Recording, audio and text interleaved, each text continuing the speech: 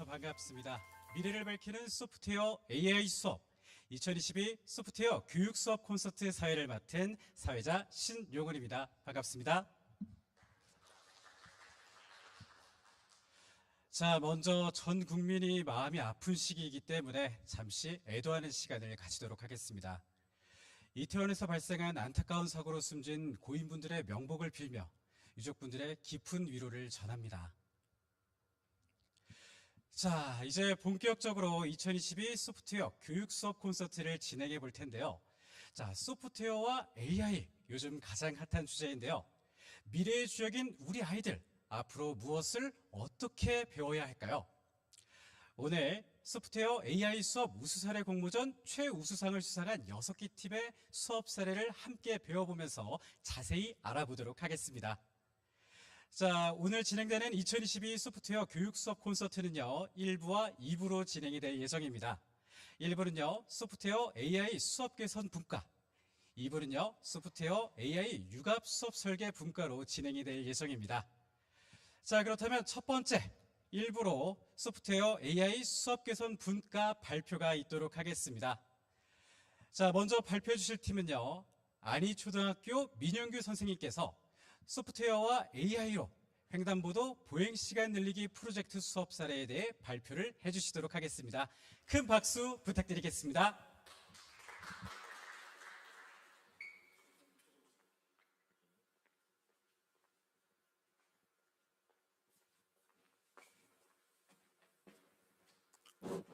예, 반갑습니다. 경남 안희초등학교 교사 민영규입니다.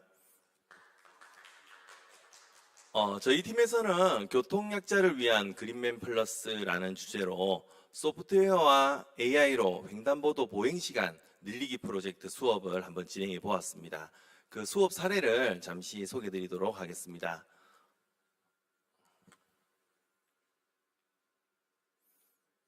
죄송합니다. 마우스 포인트가 되는구나. 예. 발표 순서는 수업 방향, 그리고 수업 의도, 그리고 차시별 주요 내용, 수업 적용 결과 순서로 말씀을 드릴 텐데요. 저희 팀에서는 교통약자의 횡단보도 보행 시간, 그 보행하는 시간이 부족하다는 것 때문에 그 소프트웨어와 AI를 이용해서 어떻게 이것을 아이들이 한번 해결해보고, 또 컴퓨팅 사고력과 또 AI 융합력을 어떻게 하면 키울 수 있을지에 대해서 한번 고민해 보았습니다. 예, 그래서 2015 개정 교육과정, 그리고 초등 인공지능 내용 교육 기준을 바탕으로 수업을 설계하였고요. 그리고 실생활과 관련된 실제적인 문제를 학생들이 한번 해결해 볼 수 있는 그러한 수업을 준비하려고 하였습니다. 그리고 PAPAI라는 수업 모형을 한번 만들어 보고 아이들이 실제적인 소프트웨어와 AI를 동시에 한번 배워볼 수 있는 그러한 수업을 준비해 보고자 하였습니다. 예, 1차 시 교통약자를 위한 신호등 아이디어 생각하기에서는 문제 이해를 위한 언플러그드 활동, 그리고 문제 해결 방법 아이디어를 찾아보는 그러한 문제 해결 방법 찾기, 그런 활동들을 한번 진행해 보았습니다. 그리고 2차 시에는 교통약자를 위한 신호등 알고리즘을 만들기 위해서 절차적인 사고에 의한 문제 해결 순서를 한번 알고리즘으로 구현해 보고자 하였습니다. 그리고 3차 시에는 교통약자를 위한 신호등 프로그래밍 하기, 프로그래밍 도구를 이용해서 실제적인 프로그래밍을 한번 해보고요. 4, 5차 시에서는 모두를 위한 AI 신호등 구현해보기 를 통해서 생활 속에서 인공지능 기술을 적용해서 인공지능 기술을 활용한 그런 신호등을 한번 구현해보는 것까지 목표를 해보았습니다. 차시별 주요 내용입니다. 1차 시 교통약자를 위한 신호등 아이디어 생각하기에서는 문제 해결 방법 찾기 단계로 문제 알아보기, 문제 해결 방법 생각하기, 생각 나누기의 순서로 진행을 해보았습니다. 조금 특징적인 부분이 위에 있는 사진에서처럼 실제적인 문제 상황을 좀 제시를 해보고자 하였습니다. 장애인이 횡단보도를 건널 때 어떤 문제가 있는지, 그때를 육하원칙 분석법으로 누가 언제 어디서 무엇을 어떻게 왜로 좀 자세히 분석을 한 이후에 문제 해결 방법 생각하기 단계에서 문제 해결을 해결하기 위한 그 아이디어를 찾기 위해서 아이들이 직접 자기들이 신호등이 되어서 한번 그 신호 작동 순서도 되어보는 그런 언플러그드 활동을 한번 해보았습니다. 다음 2차시 교통약자를 위한 신호등 알고리즘 만들기에서는 알고리즘 만들기 단계로 문제 해결 방법 상기하기, 그리고 알고리즘별 살펴보기, 또 알고리즘 만들기입니다. 여기서도 크게 조금 다른 수업들과 좀 차이점이라고 한다면은 알고리즘을 만든 다음에 지금 두 개의 알고리즘이 있습니다. 왼쪽의 알고리즘은 아이들이 빈칸 채우기로 만든 알고리즘이고, 또 오른쪽에는 형태는 다르지만 같은 형태로 작동이 되는 그러한 알고리즘을 구현하고 아이들에게 이게 같은지 다른지 를 한번 생각해 보고 뭐가 더 효율적인 알고리즘인지를 한번 자기들끼리 선택해 보는 그러한 시간을 가진 게 좀 특징이라고 할 수 있습니다. 다음 3차시 교통약자를 위한 신호등 프로그래밍 하기입니다. 프로그래밍 단계로 프로그래밍 준비하기, 프로그래밍 하기, 확인해 보기 단계로 진행을 했었고요. 좀 특징적인 걸 좀 말씀드리자면 이 프로그래밍 블록을 익히기 위해서 저기에도 언플러그드 활동을 넣어봤습니다. 아이들이 실제로 블록에 대한 이해를 하는 게 조금 어려운 감이 있거든요. 그래서 그 블록에 대해서 어떻게 작동이 되는지에 대해서 자기가 블록이 되어서 직접 행동도 해보고 신호도 이렇게 주어보는 그러한 장면입니다. 그리고 저는 아이들에게 짝이나 모둠으로 같이 이렇게 프로그래밍 하는 것을 주로 많이 시킵니다. 서로 이런 차이가 좀 나는 아이들에게 저런 활동을 시키면 잘하는 아이는 가르쳐 줄 수 있고, 또 못하는 아이는 또 친구를 통해서 배울 수 있기 때문에 많은 좋은 점이 있었던 것 같습니다. 예, 다음 4차시 모두를 위한 AI 신호등 구현해보기입니다.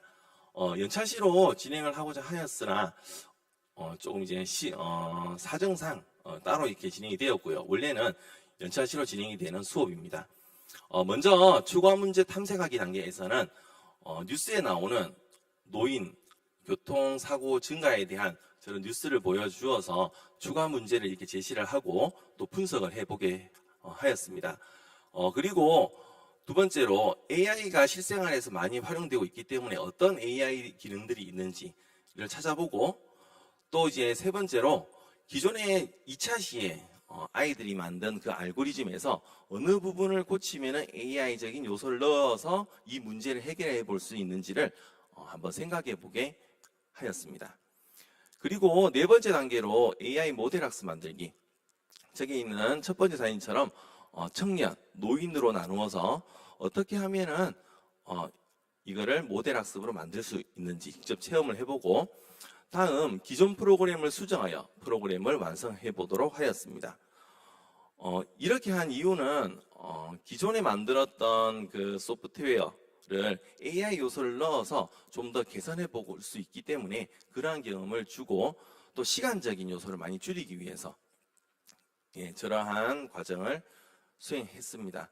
기존에는 그 프로그래밍을 많이 시키면은 이렇게 1, 2, 3차 시에 프로그래밍 만들고 또 4차 시, 5차 시에 만들면 실제로는 그 시간이 너무 많이 걸리기 때문에 그러한 것을 좀 줄여보고 프로그래밍에 대한 학생들의 좀 부담을 좀 줄이기 위해서 저렇게 진행을 했었습니다. 그리고 마지막으로는 실생활로 확장하기. 마음 같아서는 실제로 그 신호등을 만들어 보는 것도 좋을 것 같았는데 시간상 5차시라는 그런 제약이 있었기 때문에 이러한 AI 기술을 통해서 어떻게 하면은 사람들에게 이로운 그러한 기술 또는 방법들을 적용할 수 있을지에 대해서 그렇게 토론해보는 그런 시간을 가지게 되었습니다. 이러한 5차시의 수업을 적용하면서 그런 적용 결과입니다. 아이들에게 수업을 마칠 때마다 포스트잇을 이렇게 주어서 그 응답을 한번 모아봤거든요. 그래서 1차 시에는 신호등을 머리로 생각하는 것보다 언플러그드 활동을 해보니까 더 쉬운 것 같아요. 또 2차 시에는 알고리즘에 대해서 잘 몰랐는데 어떠한 순서로 문제를 해결해야 되는지 그 과정을 이제 알게 되었어요. 3차 시에는 평상시에 신호등이 조금 복잡하다고 생각을 했었는데 그게 아니라 생각보다 코드가 그렇게 길지 않았다는 것을 또 알게 되었고, 또 4, 5차 시에는 AI를 활용하면 다양한 문제를 해결할 수 있다는 것을 알게 되었다는 그러한 응답을 한번 받아보게 되었습니다. 수업 후 효과성에 대해서는 아이들 면담을 통해서 조금 알아보았는데요. 대체로 수업에 대해서 만족도는 상당히 높았습니다. 수업, 평상시에 했던 소프트웨어 수업이랑은 좀 차별화가 좀 있었기 때문에 그래도 어려워하는 학생들은 있었던 것 같습니다. 그렇지만 본 수업을 통해서 소프트웨어, AI에 대한 긍정적인 인식을 가지게 되었고 또 실생활과 관련된 소프트웨어, AI에 관심을 가지게 된 것 같습니다. 5차 시에 소프트웨어 AI 수업을 마치면서 한번 드는 생각입니다. 누구나 쉽게 함께 할 수 있는 이라는 제게 생각이 나더라고요. 학교 현장에서 소프트웨어 AI 수업에 대해서 좀 부담감을 가지시는 선생님들이 많습니다. 왜냐하면 좀 어렵게 보이거든요. 그래서 저도 이번 수업을 이제 준비하면서 조금 선생님들 누구나 이 지도안을 보면서 수업을 할 수 있고 또 너무 부담을 가지지 않고 함께 할 수 있는 그러한 수업안을 좀 만들려고 했었습니다. 그래서 내용이 조금만 보시면 누구나 다 하실 수 있을 정도로, 예전에 여기 입상을 하신 몇몇 선생님들께서 자기가 만들어 내놓고 입상을 했는데 이거 어려워서 현장에서 못 쓸 거예요 라고는 말씀을 하시더라고요. 그래서 저는 조금 수준을 많이 낮춰서 선생님들도 쉽게, 그리고 학생들도 누구나 쉽게 함께 할 수 있는 그러한 수업으로 5차시를 한번 구성해 보았습니다. 이상으로 수업을 발표를 마치도록 하겠습니다. 네, 수고해주신 민영규 선생님께 큰 박수 부탁드리겠습니다. 자, 아이들이 교통약자를 위해서 이렇게 AI를 사용한 신호등을 만드는데요. 전 거기서 특히 또 우리 아이들이 직접 신호등이 되는 모습이 굉장히 인상 깊었습니다. 자, 다시 한번 좋은 수업을 해주신 민영규 선생님께 다시 한번 큰 박수 부탁드리겠습니다. 자, 다음으로는요, 우리 문광초등학교 이한빈 선생님의 사이버 문제 AI 프로그램 개발을 주제로 수업 사례를 발표해 주시도록 하겠습니다. 자, 큰 박수 부탁드리겠습니다.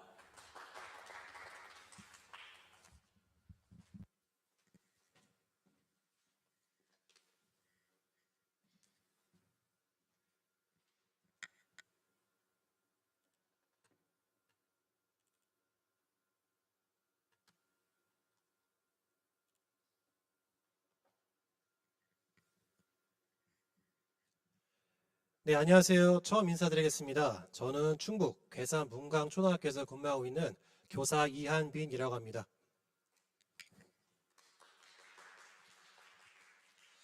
이렇게 만나 뵙게 해서 반갑습니다. 제가 이번에 여러분들께 소개해드릴 수업의 주제는 AI로 건전한 사이버 세상 만들기입니다.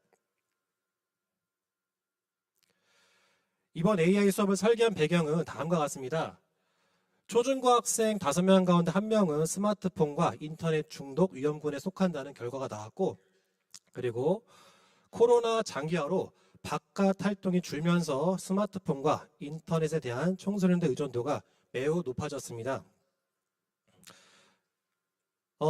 또한 지난 10년간 사이버 세상에서 총 60억 건의 개인정보가 무단으로 유출되었으며 커지는 컨텐츠 산업과 함께 불법 다운로드나 영화 불법 복제 등 지식재산권 문제가 점차 심각해지고 있습니다.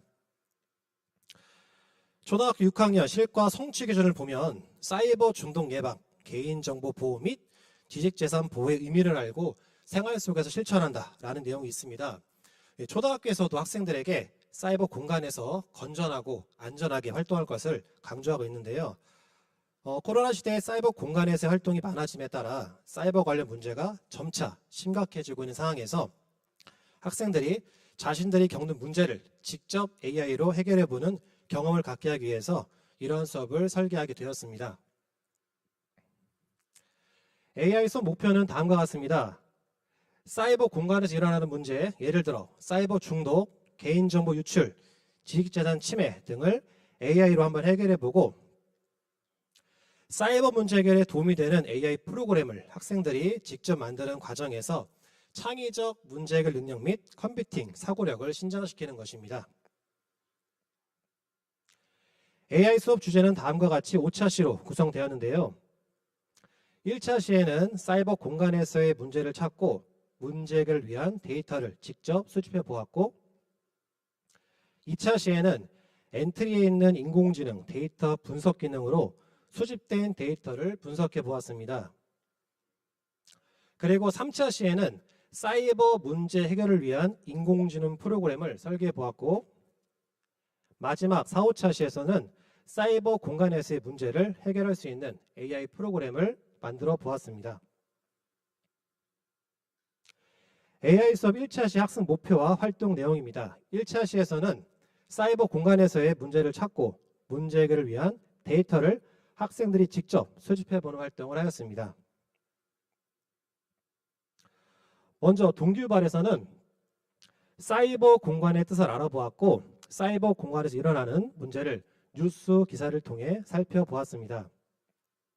활동 1에서는 우리가 사용하고 있는 사이버 공간의 장점에 대해 알아보았고 사이버 공간에서 일어나는 대표적인 3가지 문제, 사이버 중독, 개인정보 유출, 지식재산권 침해에 대해 다뤄보았습니다.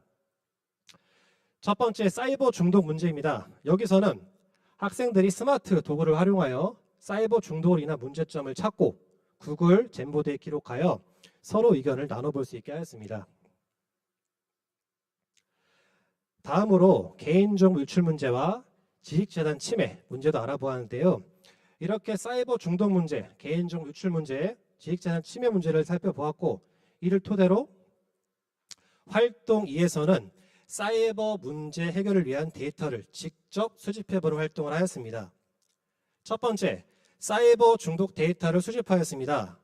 사이버 중독 자가진단 서면을 통해 학생들의 데이터를 수집한 후 이를 분석한 결과 12명의 학생 중 8명의 학생이 사이버 중독 증상이 있는 것으로 나타났습니다.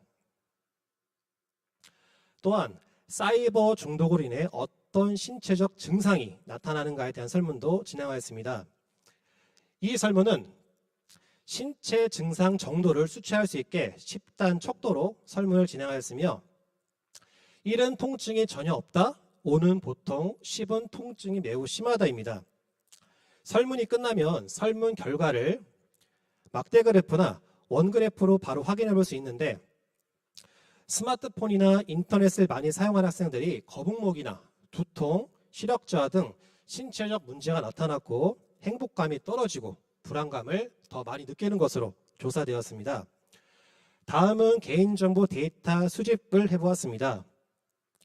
개인정보 자가진단 설문을 한 결과 12명 학생 중 7명이 개인정보에 대해 잘 모르고 있고 평소에 개인정보를 유출하는 행동을 많이 하는 것으로 나타났습니다.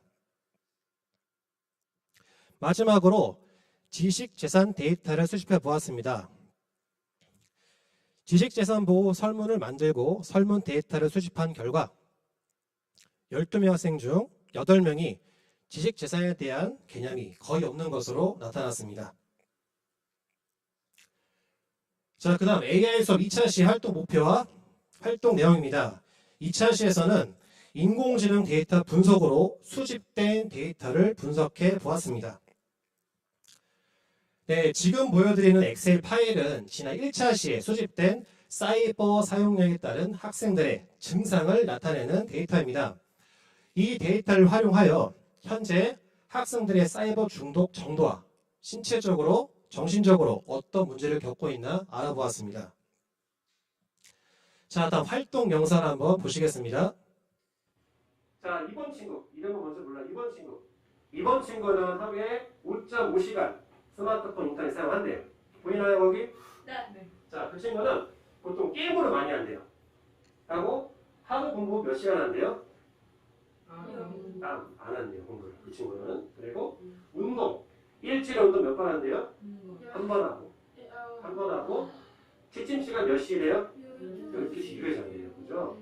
자, 수면량은 몇 시간이래요? 6시간밖에 안 자고. 자, 통증 정도는 1부터 10까지가 있습니다. 1은 통증이 없는 거고 10은 매우 많다죠? 목 통증 뭐예요?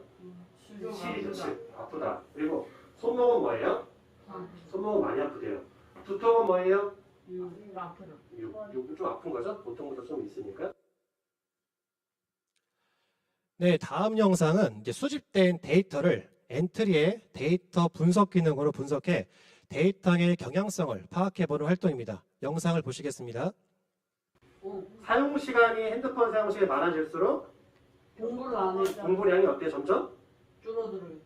줄어드는 게 보이나요? 네. 이렇게 분석할 수 있어.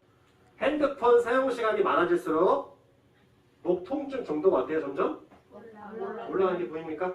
요 90이 엄청 많은 거예요. 핸드폰을 하루에 5시, 6시간 사용하는 친구들은 어때? 목 통증이 많대. 왜 많을까요? 맨날 끄고리고 하니까 목이 아픈 거죠. 근데 안 하는 친구들은 목이 거의 안 아프대요. 네, 다음은 엔트리의 AI 예측 기능을 활용하여 사이버 사용량에 따른 변화를 예측해주는 프로그램을 만들어보고 주어진 데이터를 분석해 보았습니다. 그리고 학생들은 앞서 만든 AI 예측 프로그램을 활용해 자신이 예측하고 싶은 항목에 대해 조사하였고 사이버 사용량이 증가함에 따라 어떤 수치 변화가 있는지 예측해 보았습니다. 자, 이러한 방식으로 사이버 사용 시간이 증가함에 따라서 학생들에게 어떤 변화가 나타나는지 총 14항목에 대해 조사해 보았고 어떻게 데이터가 변화할지 예측해 보았습니다. 자, 데이터 예측에 대한 활동 영상을 한번 보시겠습니다. 스마트폰, 인터넷 사용량에 따른 결과 예측값. 여기 보니까 여러 가지 데이터가 있죠. 네. 8시간 사용할 때부터 7시간 사용할 때까지 여러 가지 데이터를 입력해 놨어요. 자, 그럼 지금부터 우리가 예측해 봅니다. 수면 시간 대답해 볼게요. 수면 시간은 사용량이 늘어날수록 점점 어떻게 되고 있어요? 줄어들어요. 점점 수면 시간이 줄어들고 있죠, 그죠? 네. 점점 잠을 안 잔대, 맞죠? 스마트폰 많이 하는 친구들은 잠을 안 잔다. 자, 두 번째, 하루 공부량. 하루 공부량은 스마트폰 사용에 따라 어때요, 점점? 점점 아니에요. 공부도 점점 안 하고 있죠? 그리고 마이너스 0.5가 무슨 소리예요? 아예 공부 안 한다는 뜻이죠. 네, 조사 결과 사이버 사용량이 증가할수록 수면 시간, 하루 공부량, 운동 횟수, 행복감, 대화량은 감소하는 것으로 나타났고 반대로 목 통증과 손목 통증, 두통, 안구 건조 같은 신체적 통증 정도는 증가하는 것으로 예측되었습니다. 또한 불안감이나 안 좋은 말을 사용하는 빈도, USA한테 노출되는 정도 또한 사이버 사용량이 증가함에 따라 증가되는 것으로 예측되었습니다. 자, AI 수업 3차 시 학습 목표와 활동 내용입니다. 이번 차 시에서는 사이버 문제 해결을 위한 인공지능 프로그램을 한번 설계해 보았습니다. 학생들은 학습지에 자신이 어떤 AI 프로그램을 만들 것이며 또 구체적으로 어떤 인공지능 기능을 활용하여 만들 것인지 설계해 보았고 AI 프로그램 구성 장면도 한번 생각해 보았습니다. 이렇게 설계한 AI 프로그램을 친구들 앞에서 발표해보고 피드백하는 과정을 거쳐 최종적으로 AI 프로그램을 설계해 보았습니다. 자, 이제 마지막 AI 수업 마지막 4, 5차 시 학습 목표 활동 내용입니다. 이번 차시에서는 앞선 차시에서 조사된 데이터 예측 결과를 바탕으로 사이버 문제를 해결할 수 있는 다양한 AI 프로그램을 만들어 보았습니다. 네, 지금 보여드릴 학생 작품은 사이버 사용량이 증가함에 따라 어떤 신체적, 정신적 증상이 나타나는지 알려주는 AI 프로그램입니다. 영상 한번 보시겠습니다. 제가 만든 프로그램은 사이버 사용량에 따른 신체 증상을 예측해주는 AI입니다. 요즘 사이버 중독으로 인해 많은 문제가 나타나고 있어요. 그 중에서 신체적으로 안 좋은 증상이 많이 나타나고 있는데요. 다음 보기 중 어떤 증상에 대해 알고 싶은지 말을 하면 알려줄게요. 어떤 증상에 대해 알고 싶은가요? 목 통증, 스마트폰 사용량이 달라짐에 따라 목 통증의 강도 또한 달라지는데요. 그래프에 보이는 것처럼 사이버 사용량이 증가할수록 목의 통증이 증가되는 것으로 조사되었습니다. 어떤 증상에 대해 알고 싶은가요? 대화 시간, 사이버 사용량에 따라 평소에 대화하는 양이 달라지는 것으로 나타났습니다. 그래프에 보이는 것처럼 사이버 사용량이 증가할수록 대화하는 정도가 급격히 줄어드는 것으로 조사되었습니다. 네, 이로써 AI로 건전한 사이버 세상 만들기 수업 사례 발표를 모두 마치겠습니다. 들어주셔서 감사합니다. 네, 수고해주신 우리 선생님께 큰 박수 부탁드리겠습니다.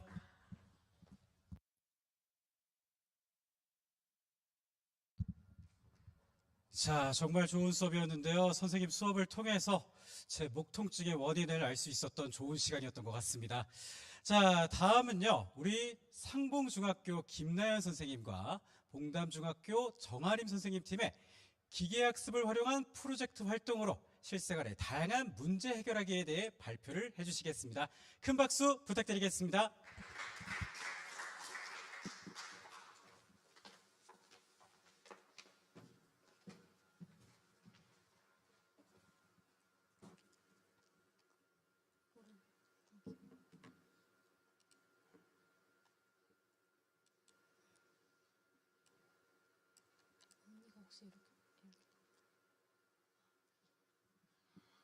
안녕하세요. AI 지구를 지켜줘 수업의 발표자 봉담중학교 정아림, 상봉중학교 김나연 선생님입니다. 오늘의 발표는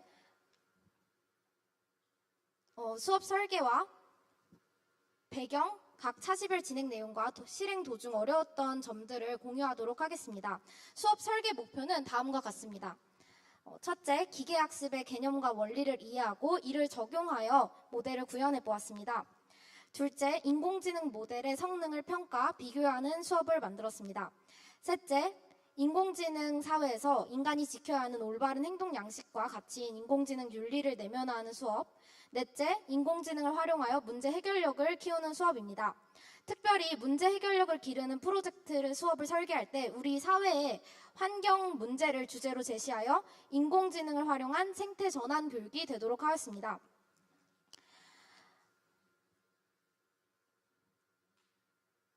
수업과 평가 도구를 설계할 때 중학교 수업이지만 고등학교 진로 선택 과목인 인공지능 기초 교과의 핵심 개념과 성취 기준을 적용하였습니다. 이를 통해 중고등학교 각 학교급 인공지능 수업에 긴밀한 연계성을 갖도록 수업을 설계하였습니다. 이렇게 5차시 수업에 대해서 설명드리도록 하겠습니다. 1차시는 자료 수집과 공유를 통한 바다 지키기 게임 만들기입니다. 수업의 순서는 개념학습, 패들렛으로 훈련 데이터 수집하기, 분류 모델 구현하기입니다.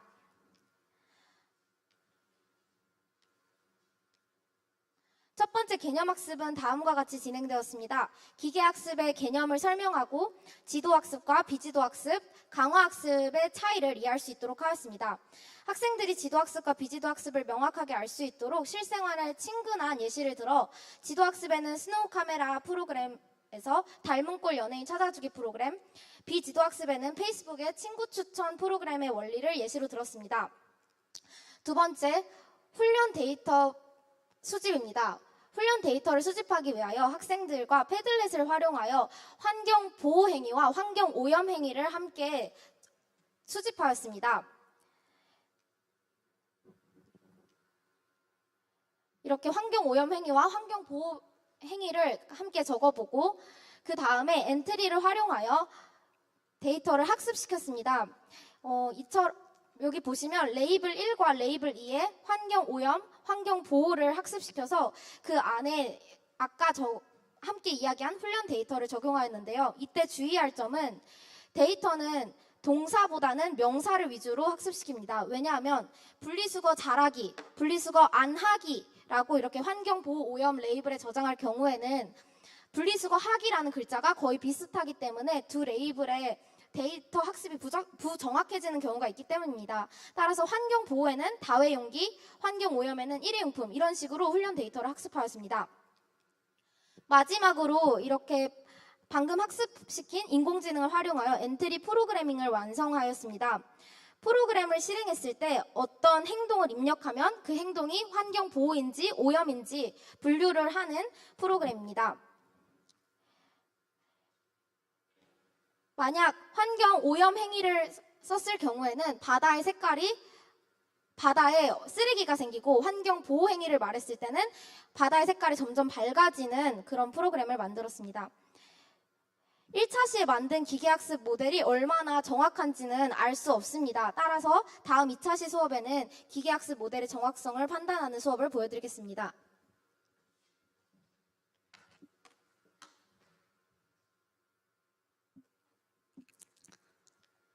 네, 2차 시는 5차 행렬을 통한 인공지능 모델 성능 계산하기 수업입니다. 여기서는 개념학습과 학습활동 두 가지로 구성되어 있습니다. 먼저 개념학습에서는 인공지능 모델의 정확성을 측정하는 지표로 5차 행렬에 대해 학습하게 됩니다. 저는 닭을 분류하는 모델을 가지고 설명을 했는데요. 닭을 닭이라고, 닭이 아닌 것을 닭이 아니라고 맞게 분류한 경우와 닭인 것을 닭이 아니라고, 닭이 아닌 것을 닭이라고 잘못 분류한 경우, 네 가지 케이스를 분리해서 설명했습니다. 그리고 나서 정확도에 대해 설명하고 작성되어 있는 표를 바탕으로 정확도를 계산하는 시간을 가졌습니다. 이렇게 개념을 학습한 후에는 강아지를 분류하는 학습 활동을 진행했습니다. 여기서는 강아지 사진인 경우와 인공지능 모델이 강아지라고 분류한 경우를 true로 놓았고요. 강아지가 아닌 경우, 모델이 강아지가 아니라고 판단한 경우를 false라고 뒀습니다. 그래서 모델과 함께 실제값 데이터와 예측값 데이터를 true, false로 제시했어요. 그래서 학생들에게 자 이제 강아지 사진이 true라고 제시됐을 때 인공지능이 false라고 판단했으면 5차 행렬표에 어디로 들어가야 될까 질문하면서 함께 작성하는 시간을 가졌습니다. 이렇게 작성하고 나서는 같이 정확도를 계산해 보았습니다. 이게 5차 행렬이 처음 제시됐을 때는 학생들이 되게 당황하는 모습을 많이 보이고 이해하기도 힘들어하는 모습을 보였는데 예시도 충분히 제공하고 같이 채워보는 활동을 하니까 이해도가 높아지고 자신감이 있어지는 모습을 볼 수 있었습니다. 자, 다음으로는 마지막 학습 활동입니다. 여기서는 학생들이 1차 시 때 만든 모델의 성능을 평가하는 시간을 가져보았어요. 모델마다 동일하게 성능을 평가하기 위해서 미리 학습지에 환경오염 행위와 환경보호방법 행위 테스트 데이터를 5개 이상씩 작성하도록 했습니다. 그리고 작성을 다 마친 친구들은 돌아다니면서 다른 친구들의 모델의 성능을 평가하는 시간을 가졌습니다. 이렇게 다른 조의 인공지능 분류 모델에 환경오염 행위를 입력했을 때 이를 잘 분류했다면 true, true, 잘 분류하지 못했다면 true, false, false, true 이런 식으로 작성한 후에 5차 행렬을 작성해보고 정확도를 계산하도록 했습니다. 그리고 나서 모여있을 때는 각 조별로 정확도를 수합해서 어떤 조가 가장 많이 높게 나왔는지 1위를 선정하는 시간도 가졌습니다. 이거는 학생들이 실제로 팀을 이루어서 작성해보는 사진인데요. 저희는 2차 시는 팀 활동으로 진행했습니다. 왜냐하면 5차 행렬 개념이 아직 중학생들이 배우기에는 생소하기 때문에 이해도가 빠른 친구도 있는 반면에 느린 학생들도 있었어요. 그럴 때 이렇게 멘토, 멘티로 짝을 지어서 활동을 하게 되면 서로의 이해도가 높아지고 학습 활동도 잘 마무리할 수 있는 모습을 볼 수 있었습니다. 이렇게 인공지능의 정확성을 5차 행렬을 통해 계산하고 나서 직접 계산해보고 이해를 한 다음에 3차 시에서 데이터 편향성에 대해서 더 깊이 공부하게 됩니다. 3차 시는 정아림 선생님께서 설명해 주시겠습니다. 네, 3차 시 데이터 편향성에서는 인공지능을 가장 대표적인 예로 이루다 챗봇을 예로 들었습니다. 이루다 챗봇은 2020년 12월 말에 공개된 챗봇으로서 한 달 만에 엄청난 인기를 끌다가 문제점들이 이슈가 되면서 서비스를 중단하게 되었습니다. 이는 정제되지 않은 데이터를 학습하여 인공지능 수행 결과가 편향되었던 우리나라의 대표적인 데이터 편향성의 사례입니다. 실제로 수업을 하며 중학교 학생들에게 이루다를 아냐고 물어보니 반 아이의 학급의 절반 정도는 이루다 챗봇을 알거나 실제로 다운받아 사용하였다고 하였습니다. 학생과 관련성이 높은 사례를 사용해서 데이터 편향성의 개념과 다양한 국내 해외 사례를 수업 시간에 함께 조사하였습니다. 이렇게 편향성 사례를 함께 조사해 보았고요. 편향성이 생기는 이유는 그 중에서도 데이터 양이 부족하거나 아니면 인간의 데이터로 학습을 하기 때문에 사람들이 가진 인식을 반영함이라는 원인을 찾아내었습니다. 더 나아가 이루다 챗봇 편향성의 근본적인 문제는 학습된 데이터의 있음을 학생들과 함께 토의를 통해 도출해 내었습니다. 커플들의 대화 내용을 데이터로 학습한 인공지능인 이루다 챗봇은 불가피하게 그 사회 사람들의 생각, 편견, 인식 등을 학습할 수밖에 없음에 대해 토의하며 우리 사회 안에서 우리가 평상시 하는 혐오, 차별 발언에 대하여 주의하자는 다짐을 하였습니다. 이렇게 최종적으로 인공지능의 문제점을 논의하며 마지막으로 데이터 편향성 영상 만들기를 제작하였습니다. 데이터 편향성 영상을 만들 때에는 1분 이내의 짧은 영상을 만들도록 하였습니다. 학생들에게 영상 편집보다는 개념에 집중하기를 원하여 브이로그 형식의 쉬운 영상 만들기를 기대하였고 조별로 데이터 편향성 브이로그 시나리오를 짜고 추가 자료를 조사하였습니다. 이렇게 시나리오 짜는 모습을 볼 수가 있습니다. 학생들이 각자 만들어 온 영상을 마지막 차시에 공유하고 평가하였는데요. 생각보다 정말 너무 잘 만들어서 놀랐습니다. 예를 들어 데이터 편향성의 문제점. 헐대박 저 사람 완전 잘생김. 감히 사랑에 빠지다니 징역 5년. 이건 지금 살려주세요, 인공지능 제발. 판사에 대해서 얘기하고 잠깐 있습니다. 얼굴이 착하게 생겼는 걸. 재범 확률이 낮아 징역 2개월. 줄기. 잘못했어요. 이런 사악하게 생긴 사람 같으니라고. 딱 봐도 재범 확률이 커. 무기징역. 뭐라고요? 무기징역? 말도 안 돼. 신호위반이 왜 무기징역이에요? 맞습니다. 재판장님 다시 한번 생각해 주십시오. 재판장님은 지금 얼굴로 데이터를 분석하여 판결하고 계십니다. 인공지능 판사는 판결을 내릴 때 사람의 얼굴을 빅데이터로 분석해 재범률을 예측한 다음 알맞은 형량을 설정하여 판결합니다.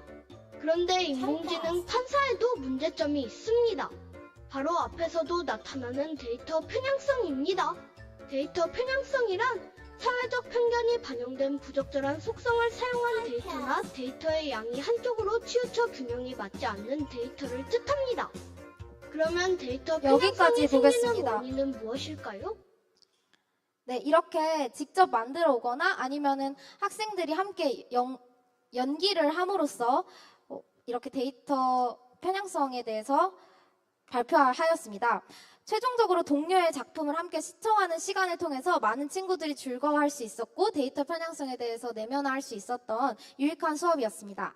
그럼 다음은 비지도 학습을 활용한 나무 키우기 게임에 대해 김나연 선생님께서 설명해 주시겠습니다.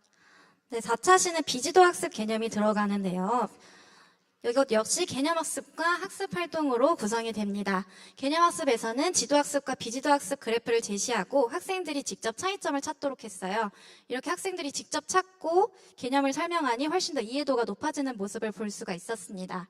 그리고 나서 이제 학습활동으로 들어가게 되는데 여기서는 이제 조금 더 알고리즘이 복잡해집니다. 알고리즘을 간단하게 소개해드리자면 산소와 이산화탄소 발생 비율을 입력하게 되면 인공지능 분류 모델이 이것이 광합성인지 호흡인지 여부를 판단하게 됩니다. 그렇게 판단하게 되면 이때 광합성은 낮에만 일어나고 호흡은 밤에만 일어난다고 가정했습니다. 그래서 낮과 밤이 한 번씩 지나면 하루가 지났다고 판단해 나무가 자라도록 하였습니다. 비지도 학습시키는 데이터는 바로 산소와 이산화탄소 발생 비율입니다. 엔트리에서 비지도 학습시켜보신 분들은 아시겠지만 데이터표를 직접 만들어야 해요. 그래서 데이터 분석 탭에서 직접 데이터를 만들어줬는데 이때 데이터에 제한을 두지 않으면 인공지능이 비지도 학습 분류하는데 조금 어려움을 겪더라고요. 그래서 이렇게 제한을 두고 진행을 했습니다.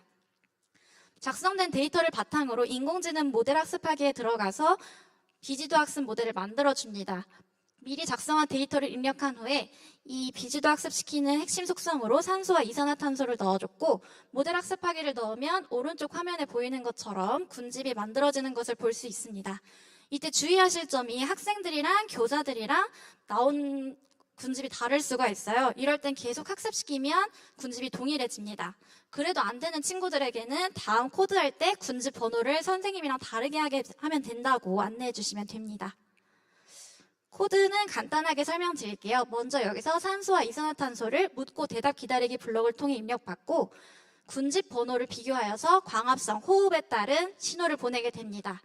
그래서 광합성과 호흡을 일어났다고 변수에 넣어주고요.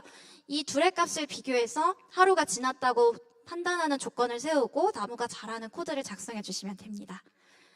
이렇게 학습지 빈칸을 채우는 과정을 통해서 학생들의 이해도를 높였고요. 이것은 실제로 활동하는 학생들의 모습입니다.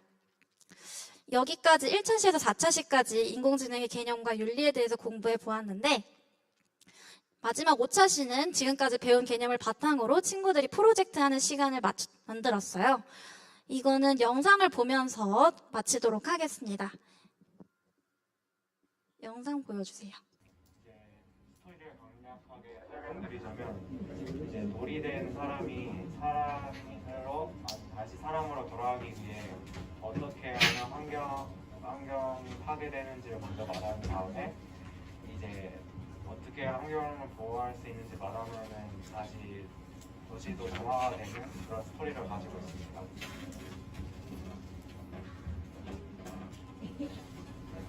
우선 적용한 인공지능은 텍스트 블록입니다.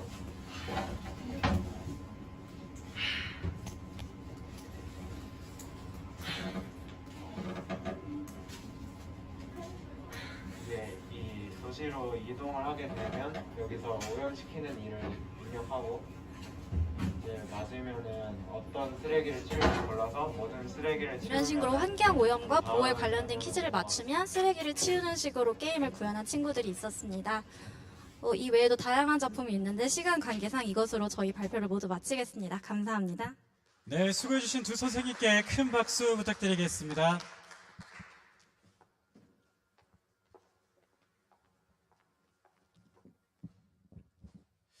자, 학생들이 이렇게 좋은 환경에서 이렇게 좋은 선생님들과 수업을 받을 수 있다는 점 정말 부럽기만 한데요. 자, 좋습니다. 자, 이렇게 해서 세 팀의 발표를 모두 들어보았습니다. 이제 이번 시간에는 종합 토론 시간인데요. 선생님들과의 토론을 통해서 더 자세한 이야기를 알아보는 시간을 갖도록 하겠습니다. 자, 우선 토론 준비를 위해서 저희가 잠시 여러분들께 대기를 부탁드리도록 하겠습니다. 자, 잠시 후에 종합 토론이 진행될 예정이니까요. 시청자 여러분께서는 잠시만 대기해 주시길 부탁드리겠습니다. 감사합니다.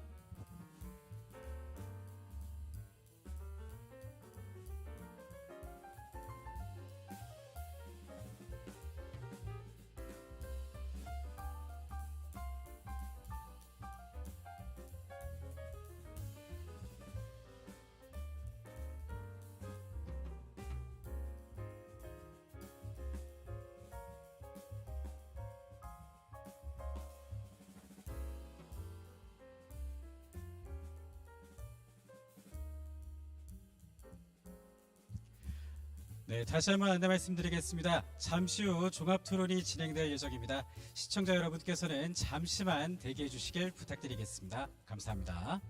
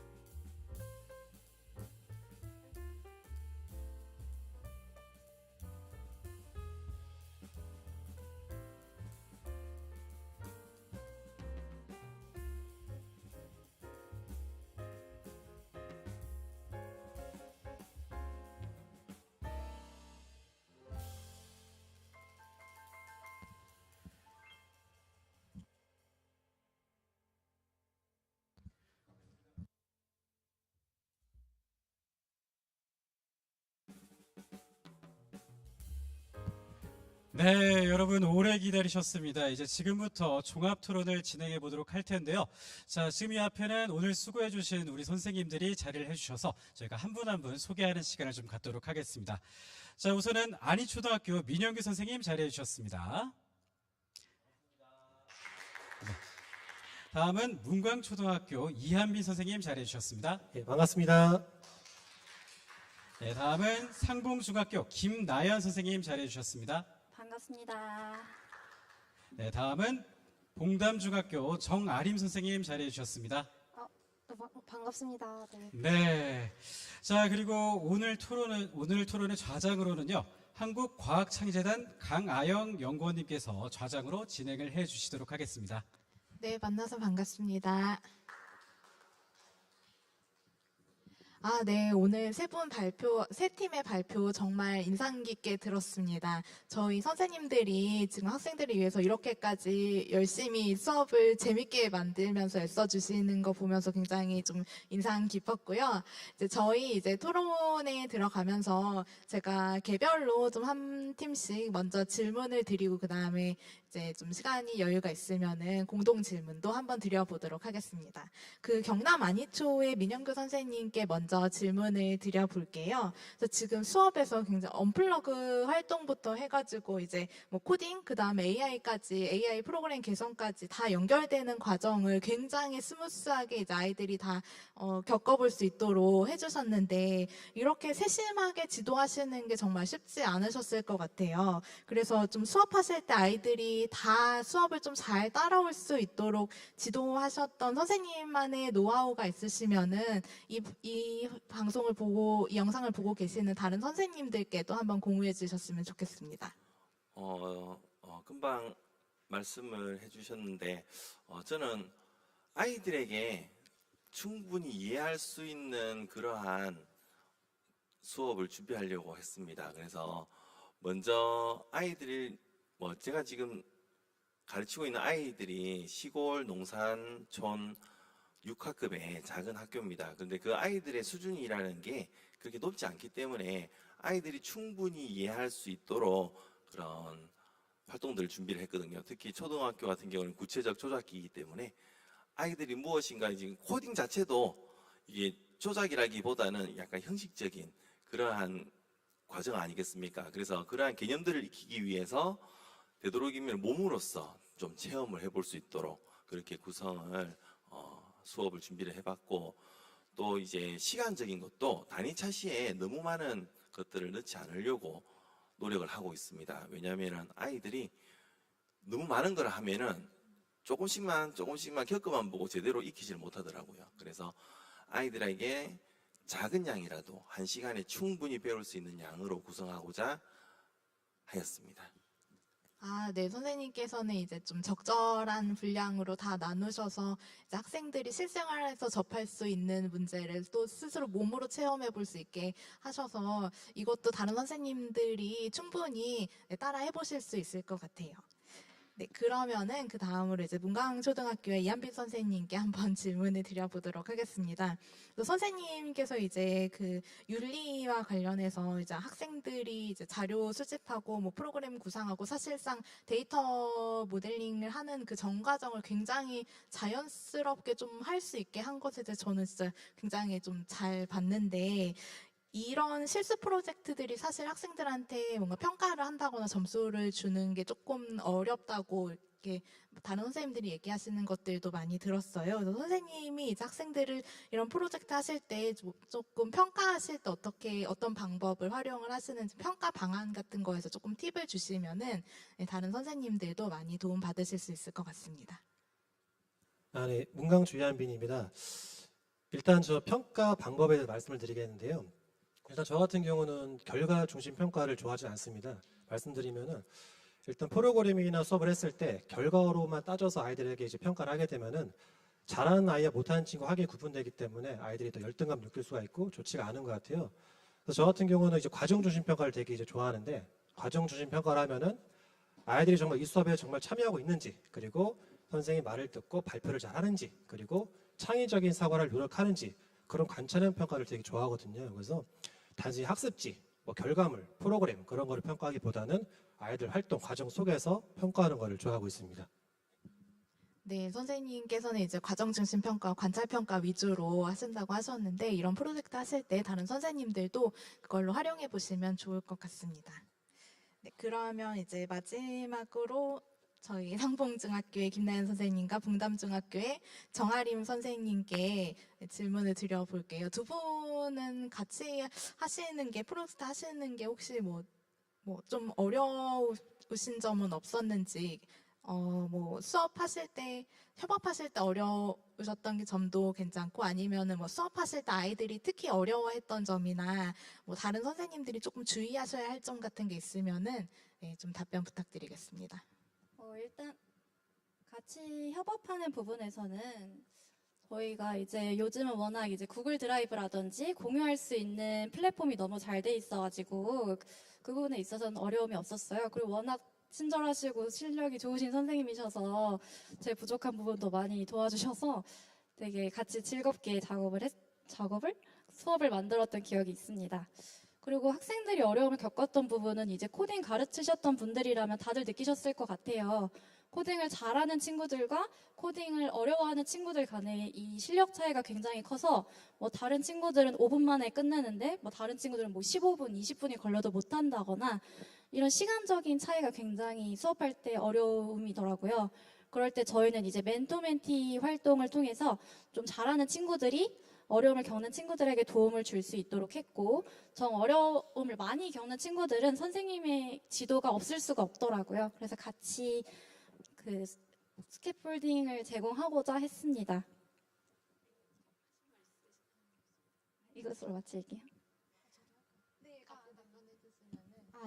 저도 학생들이 어려워하는 학생들이 굉장히 많았는데요. 정말 잘하는 친구들과 다르게 좀 코딩이 너무 생소한 친구들은 저는 이제 꼭 반드시 결과물을 보여줘야지만 컴퓨터실에 나갈 수 있다라고 해서 좀 약간 완전 학습을 지향했습니다. 그래서 학생들이 끝까지 그 과제물을 만들기까지, 그래서 쉬는 시간 10분을 온전하게 활용해서 완성을 해야지만 다음 진도를 따라갈 수가 있더라고요. 저희 학교는 지금 현재 블록 타임제가 아니라서 한 시간을 끝나고 다음 주나 아니면 다음 시간에 진행을 해야 되는데, 그때까지 맞춰야 되는 분량을 맞추지 않으면 그 다음 시간에 다른 친구는 어느 정도 다 완성을 해놨는데 그 친구들은 아예 처음부터 로그인부터 어려워하는 친구들이 많아서 그런 점들이 좀 어려웠습니다. 그래서 그런 부족함이 있는 친구들은 10분 일찍 컴퓨터실에 오거나 아니면 10분 늦게 컴퓨터실에서 가는 걸로 해서 제가 보충 학습을 실시했습니다. 이상입니다. 네, 그 쉬는 시간까지 학생들을 몰입하게 하는 게 정말 쉽지 않았을 것 같은데 선생님이 대단히 이제 잘 하셔서 정말 학생들이 열심히 잘 했던 것 같습니다. 네, 그러면은 제가 이제 세 팀 모두에게 공통 질문을 한번 드려볼게요. 이게 저희 지금 소프트웨어나 AI를 좀 자연스럽게 배울 수 있는 이런 훌륭한 수업 모델들이 사실 많지는 않은데, 이런 것들을 만드실 때 뭐 어디서 좀 아이디어를 얻으셨는지, 좀 만드실 때 그리고 어려운 점도 되게 많으셨을 것 같은데 좀 어려움이 있었다면 그 어려움을 어떻게 좀 해결하셨는지 좀 선생님부터 말씀 부탁드리겠습니다. 네, 그 아이디어는 일상생활 속에서 찾으려고 노력을 합니다. 뭐 제가 이 수업 준비할 때도 신호등, 또 만약에 또 다른 걸 해보라고 한다면은 뭐 냉장고, 밥솥, 그런 걸로 해볼 생각도 있습니다. 이런 실생활에 있는 것들을 한번 소프트웨어로 한번 표현해보고, 그걸 또 AI의 기능을 넣어서 한번 문제를 해결해 본다면은 그게 좋은 아이디어가 되지 않을까라는 생각을 해보고요. 좀 어려운 점이 있었다면은 저희는 팀으로 이렇게 운영을 했었는데 그때 아이디어가 너무 많더라고요. 그래서 단위 차시에 넣을 것들이 너무나 많았는데 그걸 이제 걷어내는 작업이 조금 힘들었습니다. 그래서 먼저 큰 프로그램, 그 프로젝트의 오차시의 큰 흐름을 보고 불필요한 것들은 과감하게 빼내는, 그게 조금 어렵지 않았나. 그래서 선생님들도 수업을 준비하실 때 너무 많은 아이디어보다는 정선된 몇 가지의 활동이 더 아이들한테 도움이 될 거라는 그런 생각을 가지고 준비를 하시면 좋을 것 같습니다. 네, 이한빈 선생님도. 네, 저도 말씀드리겠습니다. 저도 앞서 말씀하신 선생님처럼 실생활에서 정보를 많이 얻는데요. 저는 개인적으로 이 수업사례 공모전 대회를 되게 좋아해요. 1회 때부터 현재 4회까지 계속 이제 출품을 하고 있는데 매번 수업 주제를 이제 실생활에서 찾았습니다. 그래서 예를 들어 2년 전 같은 경우는 이제 뭘 수업을 할까 고민했었는데 갑자기 코로나가 터진 거예요. 그래서 아이들한테 얘들아 현재 가장 심각한 문제 뭐니? 물어보니까 코로나야 그러더라고요. 그래서 그래 그럼 우리가 코로나로 AI 해결해보자. 그렇게 수업 잡았고 이번 같은 경우도 아이들에게 물어봤습니다. 얘들아 요즘 심각한 문제가 뭘까? 물어보니까 선생님 저희가 핸드폰이나 인터넷 너무 많이 사용해요. 그런 말을 하더라고요. 그래서 아 그럼 우리가 그 사이버 문제를 한번 인공지능 해결해보자. 저 이런 식으로 주제를 많이 잡습니다. 선생님께서 되게 주제 잡는 거 어려워하시는 것 같아요. 근데 AI 목적 자체가 실생활의 문제를 인공지능으로 해결하는 게 목적이기 때문에 실생활 문제를 수업 주제로 가지고 들어와서 해보신다면 좋을 것 같습니다. 그리고 또 저에게 많이 여쭤보신 것 중 하나가 선생님 도대체 그 수업에 대한 자료는 어디서 그렇게 얻습니까? 라고 많이 물어보세요. 근데 저 같은 경우도 AI 교육이 도입된 지가 얼마 안 됐습니다. 재작년부터 활발하게 도입이 됐는데 아직까지 현장에서도 자료가 많이 부족해요. 그래서 저 같은 경우는 에듀넷이나 책에서 많이 얻는데 에듀넷에 가보시면 뭐 AI 선도학교나 AI 연구의 자료가 되게 많이 있어요. 그리고 선생님께서 미리 수업해 놓으신 그런 자료가 많거든요. 그런 수업을 보면서 아, 이렇게라도 AI 수업을 할 수가 있구나. 전 거기서 팁을 많이 얻고 그걸 토대로 저만의 창의적인 AI 수업 설계를 하고 있습니다. 네, 이상입니다. 다들 이제 실생활에서 소재를 많이 얻는다고 하셨는데, 저 같은 경우도 이제 실생활에서 무슨 일이 생기면, 이거 수업이랑 어떻게 연계하지? 라고 생각을 하려고 많이 노력하는 것 같아요. 공모전 시기 때 딱 떴던 뉴스가 5월 달이었는데, 인도가 그때 40도, 50도까지 올라갔다고 하는 거예요. 그래서 이거 되게 심각한 문제인데 학생들에게 어떻게 전달하면 좋지? 생각하다가 이렇게 코딩 수업이랑 연결하게 됐거든요. 그래서 선생님들도 어떻게 뭘 연결할까 생각하시면 되게 쉽게 연계하실 수 있을 것 같아요. 그리고 수업 준비하다 보면 항상 드는 생각이 이걸 어떻게 하면 학생들이 더 와닿게 설명할 수 있을까일 것 같은데, 저는 한번 고민을 해봤어요. 내가 어떨 때 더 집중을 하게 되는지, 내가 언제 더 뭔가 사건이 생겼을 때, 지식이 있을 때 더 받아들이는지 생각을 해보니까 일단 제가 재밌어야 되더라고요. 그래서 흥미있는 게 학생들에게 뭐가 있을까 고민하다가 게임이라는 요소가 떠올랐어요. 그래서 학생들에게 게임을 직접 만들어보는 활동을 시키기도 하고, 또는 학생들이 만든 걸 바탕으로 뭐 이제 1등, 2등을 가린다거나 하는 식으로 게임적 요소를 가미했더니 더 적극적으로 참여하고 저도 수업하는 게 재밌어지더라고요. 이런 식으로 하시면 선생님들도 더 좋은 수업을 많이 만들 수 있을 것이라고 생각됩니다. 네. 저도 주제를 선정할 때는 주로 실생활에 있는 요소를 사용하고, 예시를 들 때는 주로 제가 경험했던 내용을 이야기하면 아이들이 눈이 초롱초롱해져서 듣더라고요. 그래서 예를 들어서 강화학습을 설명할 때에는 제가 이제 옛날에 했던 앵그리버드라는 게임을 하는 거를 좀 설명을 하니까 아이들이 또 강화학습이 시도와 보상을 통해서 학습하는 지도학습 중 하나인데, 지도학습이 아니라 기계학습 중 하나인데 굉장히 또 집중하고 완전하게 이해를 하더라고요. 그래서 실생활의 예시가 정말 중요하구나라는 생각을 했고요. 수업을 또 짤 때는 사실 작년에도 1년 동안 함께 인공지능 수업을 짰었어요. 그래서 한 달에 한 번씩 만나서 같이 책을 사서 책도 5권 정도 사서 공부하고 같이 브리핑해서 얘기도 하고, 그래서 저기 계신 정다영 선생님도 함께 했었거든요. 그래서 그런 책을 갖고 같이 공부하고 함께 좋은 자료가 있으면은 서로 브리핑하는 그런 선생님들 간의 협업도 되게 중요하다고 생각합니다. 이상입니다. 네, 세 팀 선생님 모두 이제 실생활에서 소재를 찾는 것이 가장 중요하고 학생들 입장에서 흥미를 가질 만한 그것들을 좀 활용하는 것이 제일 좋고, 또 선생님들끼리 같이 협업하고 학습하는 것도 굉장히 도움 많이 된다는 여러 가지 팁들을 주셨으니까 이 영상을 보고 계시는 다른 선생님들도 많이 활용해 보셔서 이제 좋은 수업을 하셨으면 좋겠습니다. 그러면 저희 1부 종합토론은 여기서 마치도록 하겠습니다. 경청해 주셔서 감사합니다.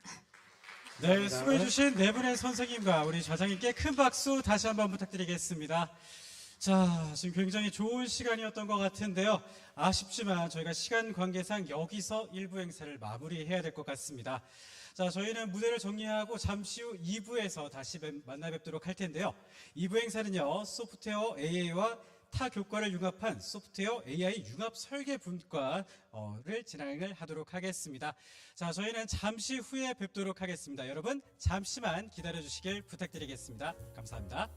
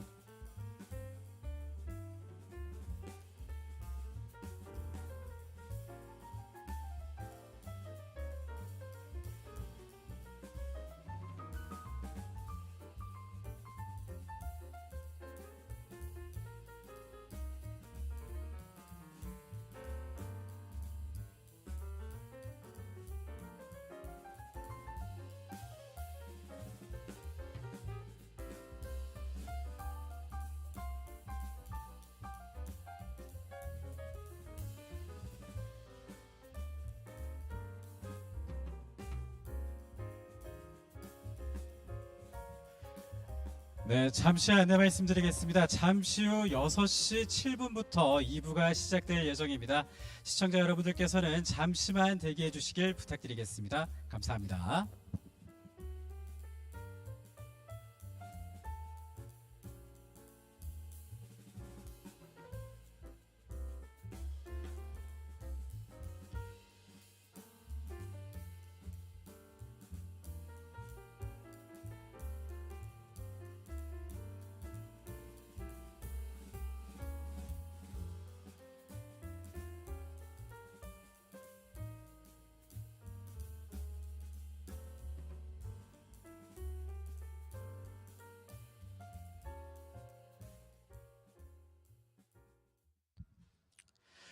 네, 여러분 오래 기다리셨습니다. 지금부터 소프트웨어 AI 수업 2022 소프트웨어 교육 수업 콘서트 2부를 시작하도록 하겠습니다. 자, 2부 순서는요, 소프트웨어 AI와 타 교과 혹은 분야와의 융합 수업 사례를 발표해 볼 텐데요. 네, 저희가 시간 관계상 바로 첫 번째 팀 소개를 하도록 하겠습니다. 자, 먼저 삼보초등학교 김태용 선생님과 용담초등학교 김슬기 선생님께서 우리 일상을 바꿀 역량, 소프트웨어 디자인 싱킹에서 찾다라는 주제로 발표를 해주시겠습니다.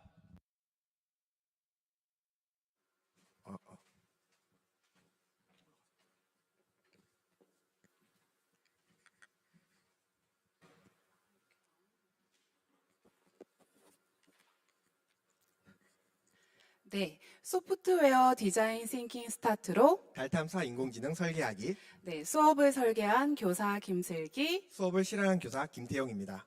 소프트웨어 수업 콘서트에 초대해 주셔서 감사합니다. 인공지능 수업 공유의 시간을 준비해 주셔서 감사합니다.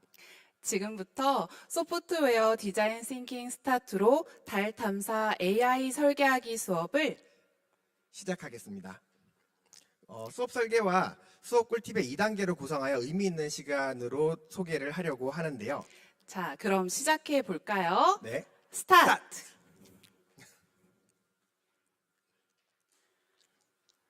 1단계에서는 수업 설계의 배경과 프로그램의 목표에 대해서 이야기를 해보도록 하겠습니다.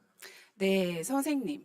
포스트 코로나 시대에 필요한 교육이 무엇이라고 생각하시나요? 소프트웨어나 인공지능 교육이 아닐까요? 역시 현명하십니다. 패러다임의 변화를 이끌 수 있는 로봇, 메타버스, AI 교육이 핵심 과제라고 볼 수 있습니다. 뉴스에서 대한민국 7대 우주 강국으로 도약을 꿈꾼다는 소식 들어보셨나요? 네, 달이나 화성 탐사를 위한 고성능 발사체 개발을 추진하고 있다는 소식 말인가요? 네, 맞습니다.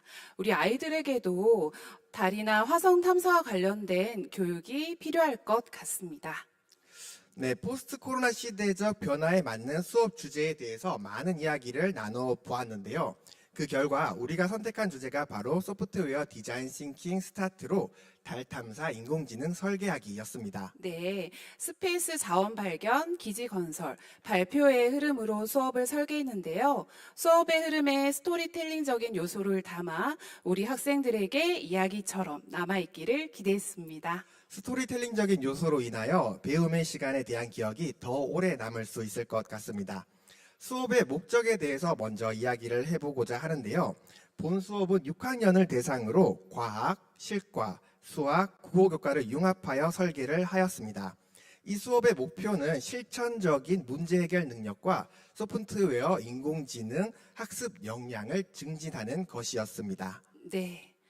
수업 목표를 달성하기 위해서는 교육 방법도 상당히 중요한데요. 우리 모두가 알고 있는 구글, 애플사에서도 주목하는 창의적인 문제 해결 방법이 있습니다. 바로 디자인 싱킹인데요. 디자인 싱킹은 말 그대로 생각을 디자인한다는 것입니다. 자신의 생각을 다른 사람이 이해할 수 있도록 구성하는 방법론입니다. 네, 학생들에게는 논리적인 사고력을 길러주기도 하는 디자인 싱킹은 소프트웨어 교육에서도 적용할 수 있습니다. 오늘 보여드릴 수업에서는 스탠퍼드 대학교에서 디스코리 단계를 스타트 단계로 재구성하여 설계를 해보았습니다. 네, 소프트웨어 디자인 싱킹 하는 과정에서 우리 학생들의 AI 이해력, 흥미도, 학습 동기, 활용 자신감이 향상되기를 기대했습니다. 자, 그럼 2단계 수업 꿀팁으로 넘어가 볼까요? 네, 좋습니다. 소프트웨어 인공지능 유아 수업 설계와 학생 참여형 꿀팁에 대해서 이야기를 해보도록 하겠습니다. 1차 시와 2차 시에 진행된 스페이스 자원 발견 스타트 수업의 이야기를 먼저 해보고자 하는데요. 소프트웨어의 경험과 성찰이 강조된 수업입니다. 수업의 실제 모습을 영상으로 먼저 확인을 해보도록 하겠습니다. 네, 영상이 플레이되어야 됩니다. 이게 학생들의 흥미와 이해를 높이고 과학기술 기반의 융합적 사고력과 실생활 문제 해결력을 함양하는 데 목적을 두어 진행이 되었습니다. 소프트웨어 AI를 활용한 과학과 실과의 성취 기준 중심 교육과정 재구성을 통하여 스페이스 자원 탐사를 위한 상황을 제시하였습니다. 학습자가 스스로 문제를 정의하고 창의적인 아이디어로 문제를 해결할 수 있도록 교사는 안내자의 역할을 할 수 있도록 수업을 설계하였습니다. 학습자는 학습 과정에서 개별 학습을 한 후 모둠 학습을 할 수 있도록 함으로써 다양한 경험과 네, 영상이랑 지금 소리가 제대로 싱크가 맞지 않아서 다시 한번 영상과 싱크를 1차시와 조절해서 볼 수 있도록 하겠습니다. 스팀을 활용하여 소프트웨어와 인공지능에 대한 학생들의 흥미와 이해를 높이고 과학기술 기반의 융합적 사고력과 실생활 문제 해결력을 함양하는 데 목적을 두어 진행이 되었습니다. 소프트웨어 AI를 활용한 과학과 실과의 성취 기준 중심 교육과정 재구성을 통하여 스페이스 자원 탐사를 위한 상황을 제시하였습니다. 학습자가 스스로 문제를 정의하고 창의적인 아이디어로 문제를 해결할 수 있도록 교사는 안내자의 역할을 할 수 있도록 수업을 설계하였습니다. 학습자는 학습 과정에서 개별 학습을 한 후 모둠 학습을 할 수 있도록 함으로써 다양한 경험과 성찰을 할 수 있도록 하였습니다. 활동 1에서 소프트웨어 AI의 배움에 흥미와 이해를 높일 수 있도록 VR 체험을 통해 수업을 시작하였고, VR 체험을 통해서 학습자는 학습 문제에 대해 자기주도적 실생활 학습력을 함양할 수 있기를 기대하였습니다. 활동 2의 음성 이미지 인식 소프트웨어 블록 코딩을 통해 소프트웨어 AI 개념 이해를 할 수 있도록 하였습니다. 활동 3에서 학습자가 이해한 개념을 바탕으로 스스로 창의적인 문제 해결 설계 능력을 함양할 수 있도록 수업을 설계하였습니다. 마무리 단계에서 네이버 오피스를 활용하여 학습자의 학습과 성장을 도울 수 있는 평가 질문을 제시함으로써 학습자가 자기 평가를 통해 배움을 되돌아볼 수 있도록 하였습니다. 자, 이번에는 학습자의 배움을 중심으로 설계된 3차 시와 4차 시에 진행된 스페이스 기지 건설 스타트 수업을 영상으로 확인해 볼 수 있도록 하겠습니다. 네, 영상이랑 같이 플레이 부탁드립니다. 3차 시와 4차 시의 수업은 디자인 싱킹을 활용하여 학습자 중심의 팀 과제, 발표 학습을 할 수 있도록 공감하기, 생각하기, 실행하기, 확인하기, 평가하기의 단계적 교사학습 설계를 통하여 학습자의 컴퓨팅 사고력을 증진하는 데 목적을 두었습니다. 3D 프린팅 기술을 소프트웨어 AI에 적용하여 활용할 수 있도록 수학과 실과의 성취 기준 중심 교육과정 재구성을 통하여 스페이스 기지 건설을 위한 상황을 제시하였습니다. 학습 상황에 대하여 학습자들은 공감을 바탕으로 문제를 정의하고 해결 방법을 찾는 과정 속에서 창의적 문제 해결을 위한 생각의 표현과 피드백을 통해 배움에 대한 적극적이고 주체적인 학습을 할 수 있을 것으로 기대하였습니다. 활동 1에서 각기둥과 각부를 알고 구성 요소와 성질을 이해하는 것에 그치지 않고 이를 활용하여 스페이스 기지 건설 프로젝트를 진행함으로써 수학적 배움을 실생활의 문제를 해결하는 데 적용할 수 있도록 하였습니다. 활용 1에서 학습자가 구상한 건축물을 활용 2에서 3D 모델링을 활용하여 직접 만들어 봄으로써 소프트웨어 AI 기술이 적용될 수 있도록 하였습니다. 이는 스팀의 테크놀리지와 매스메틱스의 융복합적 교육 설계를 통해 학습자의 아이디어를 학습 활동에 직접 반영할 수 있도록 함과 동시에 학습자 중심으로 산출물이 다양하게 나올 수 있는 융합 수업 설계가 될 것이라 생각했습니다. 네, 이제 마지막 5차 시의 수업 내용을 영상으로 확인해 보고자 하는데요. 공유와 경험이 포인트인 5차 시에서 진행된 스페이스 건설 발표 스타트 수업의 실제 모습을 영상으로 함께 확인해 볼 수 있도록 하겠습니다. 5차 시의 수업은 도출된 아이디어 발표를 통해 피드백을 받으며 소프트웨어 AI 이해 능력이 성장될 수 있도록 설계하였습니다. 메이커 교육을 활용하여 학습자의 프로젝트 결과물을 도출하는 과정을 영상으로 표현하고자 했습니다. 프로젝트의 과정을 영상으로 표현하는 것을 통해 학습자가 중요하다고 생각한 부분을 창의적으로 표현할 수 있도록 수업을 설계하였습니다. 영상을 완성하여 공유하는 단계에서 학습자가 스스로 새로운 탐사를 할 수 있는 계기를 만들 수 있기를 기대했습니다.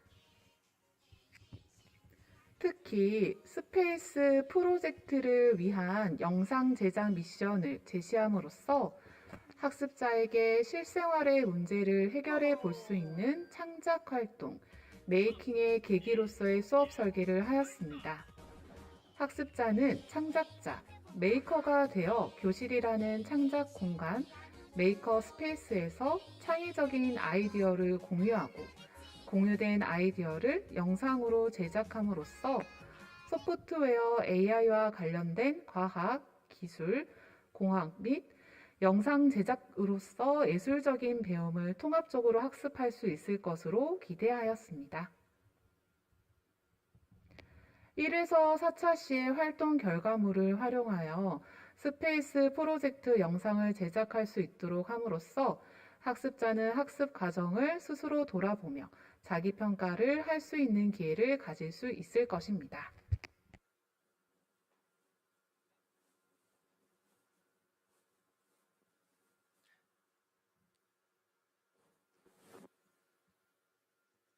네, 지금까지 소프트웨어 디자인 싱킹 스타트로 달 탐사 인공지능 설계하기 진행을 맡은 교사 김슬기, 교사 김태용이었습니다. 감사합니다. 네, 좋은 발표 해주신 우리 두 분께 큰 박수 부탁드리겠습니다. 네, 수고 많으셨습니다.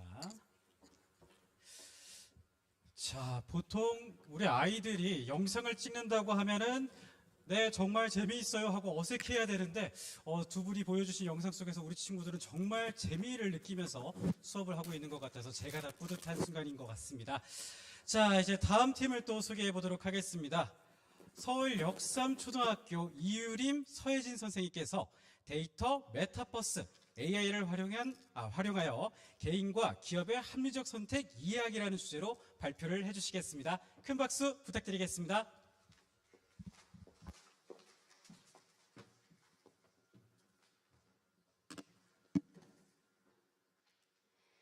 네, 안녕하세요. DMA로 여행기업 살리기 팀의 서울 역삼초 김효정, 이유림, 서혜진, 그리고 서울 양목초등학교 차발금입니다.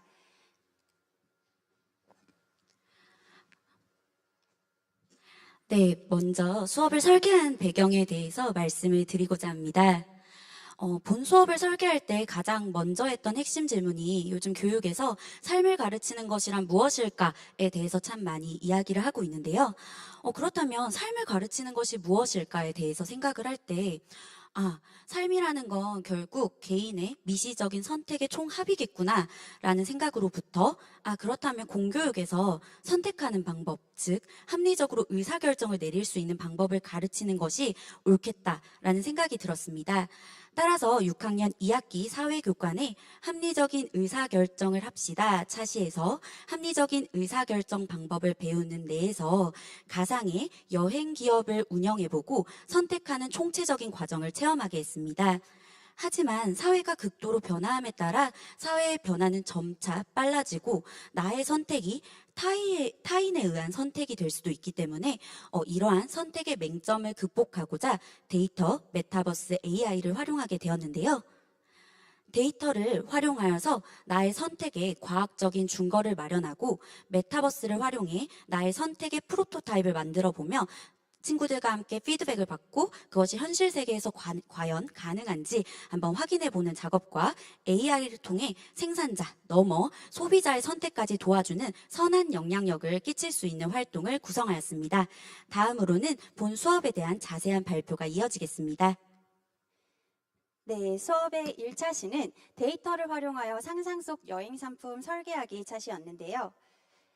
학생들이 기업의 합리적 선택 과정에서 활용되는 빅데이터를 이해하고 교실 속에서 데이터를 수집하고 탐색해보며 데이터의 가치와 무궁무진한 활용 가능성을 이해할 수 있는 차시를 구성해 보았습니다.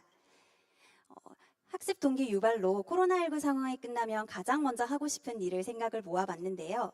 그리고 나서 코로나19로 인해서 여행을 못 가 아쉬운 마음과 힘든 여행 업계의 상황을 동영상을 통해 알아보았습니다. 그리고 5차 시를 관통하는 스토리 상황을 제시하였는데요. 코로나19를 겪으며 부도 위기에 처한 미래로 여행사를 합리적 선택을 도와서 우리가 함께 기업을 성공적으로 운영해보자 하고 이야기를 시작해 보았습니다. 네, 그리고 첫 번째 활동으로는 기업의 합리적 선택 방법을 알아보았는데요. 기업의 궁극적인 목표인 이윤을 늘리기 위한 다양한 방법을 브레인스토밍으로 알아보고 기업의 합리적 선택을 도와주는 빅데이터를 알아보았습니다. 이렇게 빅데이터와 데이터의 개념을 이해하고 나서 학생들이 우리가 직접 상상 여행지를 만든다면 어떤 데이터가 필요할지 교실 속에서 친구들이 선호하는 여행 스타일의 데이터를 모아보고 누리집, 통합 데이터 지도, 네이버 데이터랩, 썸트렌드와 같은 데이터 사이트에 들어가서 학생들이 직접 이렇게 데이터를 모아보았습니다. 그리고 여행과 관련한 데이터를 모아서 코스페이시스에 만들 상상 속 여행지를 직접 설계를 해보았습니다. 이렇게 설계한 여행지를 2, 3차 시에는 메타버스 공간에 직접 3D로 만들어 보았는데요. 학생들은 블록 코딩을 활용해서 가상 공간을 제작하고 AR, VR 등의 다양한 기술도 체험하는 AI 융합 메이킹 활동을 통해서 실과와 사회과의 핵심 역량을 기르고 협동의 즐거움을 알 수 있도록 하였습니다. 네. 스토리 상황을 제시하여 학습 동기를 유발하고 메타버스에 대한 개념을 잠시 알아보았는데요. 학생들은 메타버스라는 단어만 모를 뿐 로블록스나 마인크래프트 같은 메타버스 공간에서 뛰어놀고 있는 이용자였습니다. 그래서 구체적인 개념을 가르치기보다는 다양한 사례를 통해서 메타버스의 종류를 간단하게 이해할 수 있도록 하였습니다. 그리고 코스페이시스라는 플랫폼에 들어가서 학생들이 직접 3D로 가상 공간을 만들어 보았는데요. 앞차시에서 학생들이 모은 데이터를 바탕으로 요즘의 여행 트렌드에 맞게 구축하는 모습을 볼 수 있었습니다. 그리고 오른쪽에 보이시는 바와 같이 코스페이시스 내에 있는 블록 코딩인 코블록스를 활용해서 학생들이 직접 안에 동물이나 식물들 그리고 오브젝트들의 생동감을 부여해서 훨씬 더 생생한 가상 공간을 만들어냈습니다. 학생들의 작품 제작 과정과 작품 발표 화면을 잠시 보도록 하겠습니다.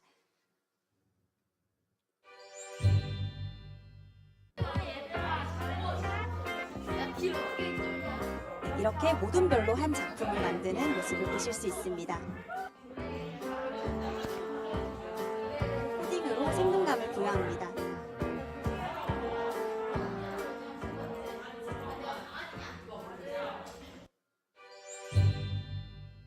동물의 버스인데 이 버스 정류장이 옆에 있거든요. 네. 여기 사람들이 이제 타려고 기다리고 있고 만약에 동물의 버스를 타게 되면은 이렇게 사람들이 여기 서 있고 여기는 안내해 주시는 분이고 여기는 보면은 파쿠르가 준비되어 있는데요. 파쿠르를 올라가면 아름다운 포토존도 있습니다. 그럼 잠깐 파쿠르를 올라가 볼까요? 파쿠르가 뭔가요? 일단 돌이나 조형물 등을 이용해서 재밌게 게임을 할 수 있는 식입니다. 소비자의 즐길 흥미를 거리가 있는 반영했다는 거네요. 뜻입니다. 여기 보호관이라는 미술관을 제작한 학생들입니다. 가면 다시 이곳으로 돌아오게 됩니다. 오. 그럼 이번에는 레오나르도 다빈치관을 가보겠습니다. 자, 먼저 네, 이렇게 만든 가상 공간을 다음 활동에서는 카드보드를 활용해서 VR로 체험해보고 또 태블릿 PC를 활용해서 교실에서 AR 체험 활동을 했는데요. 구글 카드보드는 아이들의 휴대폰이나 교사의 휴대폰으로 간단하게 만든 작품을 3D, VR 그리고 360도 화면으로 체험할 수 있는 교구입니다. 이렇게 체험한 가상 공간을 이제 4차 시에는 직접 우리가 소비자들에게 여행 상품을 추천해보는 인공지능을 만들어보는 차시를 준비해보았습니다. 그래서 소비자들의 여행 취향에 맞는 여행 상품을 추천해보는 챗봇을 만들어 보았는데요. 이렇게 합리적 의사결정 과정에 도움을 줄 수 있는 AI 메이킹 활동을 통해서 학생들이 실생활과 연결한 실과 핵심 역량과 사회과 핵심 역량을 신장시킬 수 있도록 수업을 구성해 보았습니다. 그래서 스토리텔링으로 학습 동기를 유발하고 우리 생활 속에서 지금 이용되고 있는 다양한 챗봇들을 알아보았습니다. 그리고 우리가 챗봇을 만들기 위해서 데이터가 필요함을 아이들이 당연히 알고 있었고요. 그래서 데이터가 필요함을 이야기하고 그리고 각각의 여행 상품에 어울리는 데이터들을 모두 키워드를 모아보았습니다.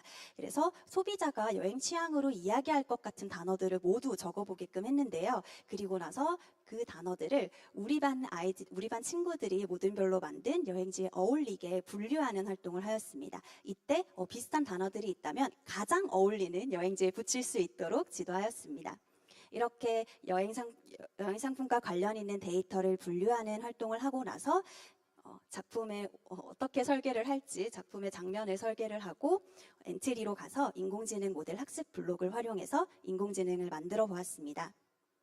그래서 이렇게 여행지 이름을 클래스로 구분해서 넣고 그 단어들을 여행 취향으로 다 넣어 보았습니다.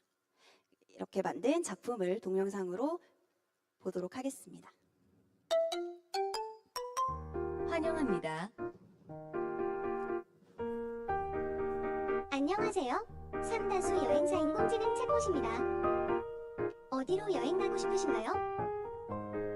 여러분 취향대로 여행지를 추천해 드립니다. 여러분의 여행 취향을 적어주세요. 취향에 맞게 추천해 드릴게요.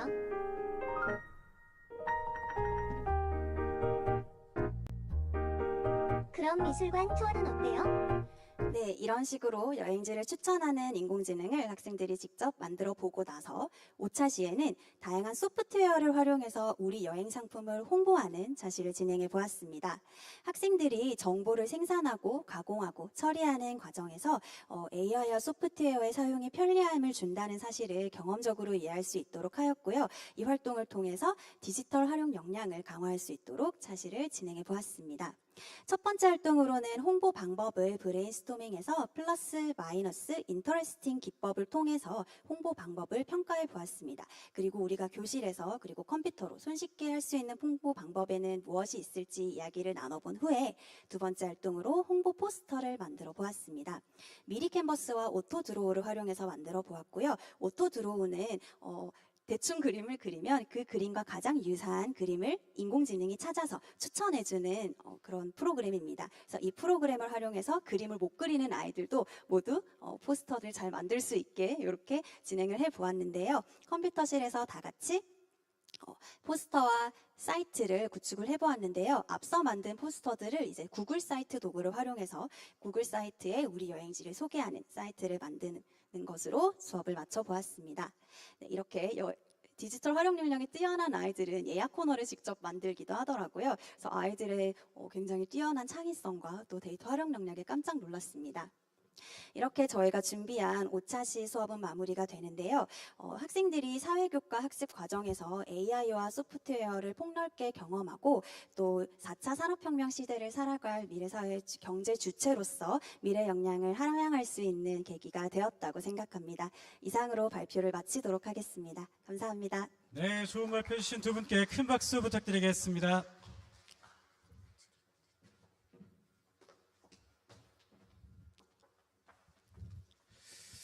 자, 우리 아이들이 현실에서 단순히 상상하는 것을 넘어서 메타버스를 통해서 그 상상을 구체화할 수 있는 이런 수업 굉장히 부러운데요.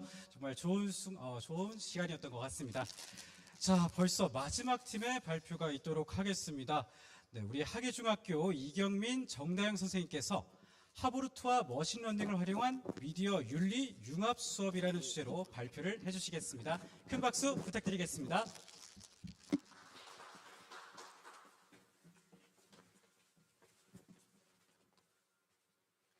네, 안녕하세요.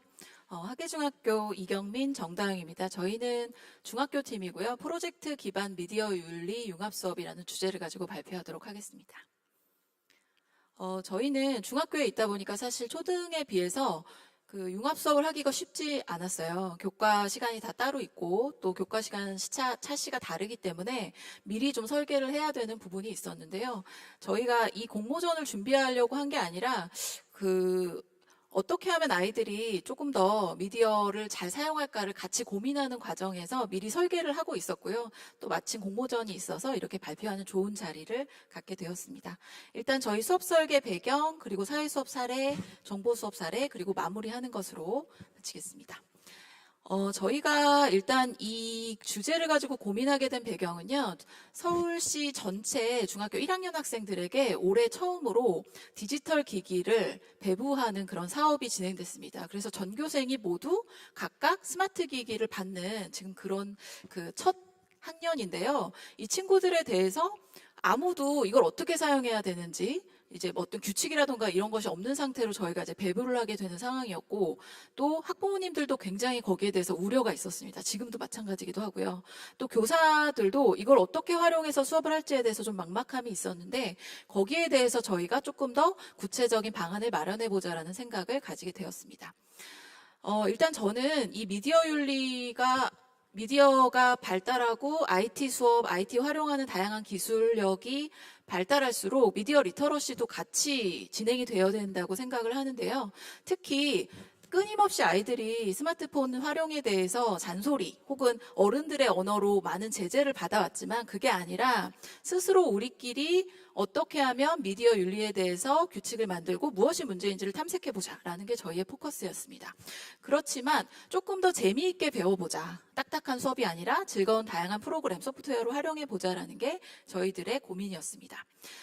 저는 사회과고요. 여기 계신 정다영 선생님은 정보 선생님이시기 때문에 각각의 전공을 살려서 최대한 융합 수업으로 진행을 해보았고요. 일단 간단하게 소개해드리면 사회과에서는 2차 시로 진행을 했는데요. 첫 번째 저희는 사회과에서 일단 미디어 사용을 통해서 어떤 문제점들이 있는지 간단한 영상을 보고 또 거기에 대해서 모든별로 어떤 문제가 있는지를 주제를 도출해 보고요. 2차 시에서는 그 주제에 대한 사전에 디지털 협업보드를 만들어서 친구들에게 설명하는 하브루타식의 수업으로 진행을 해봤습니다.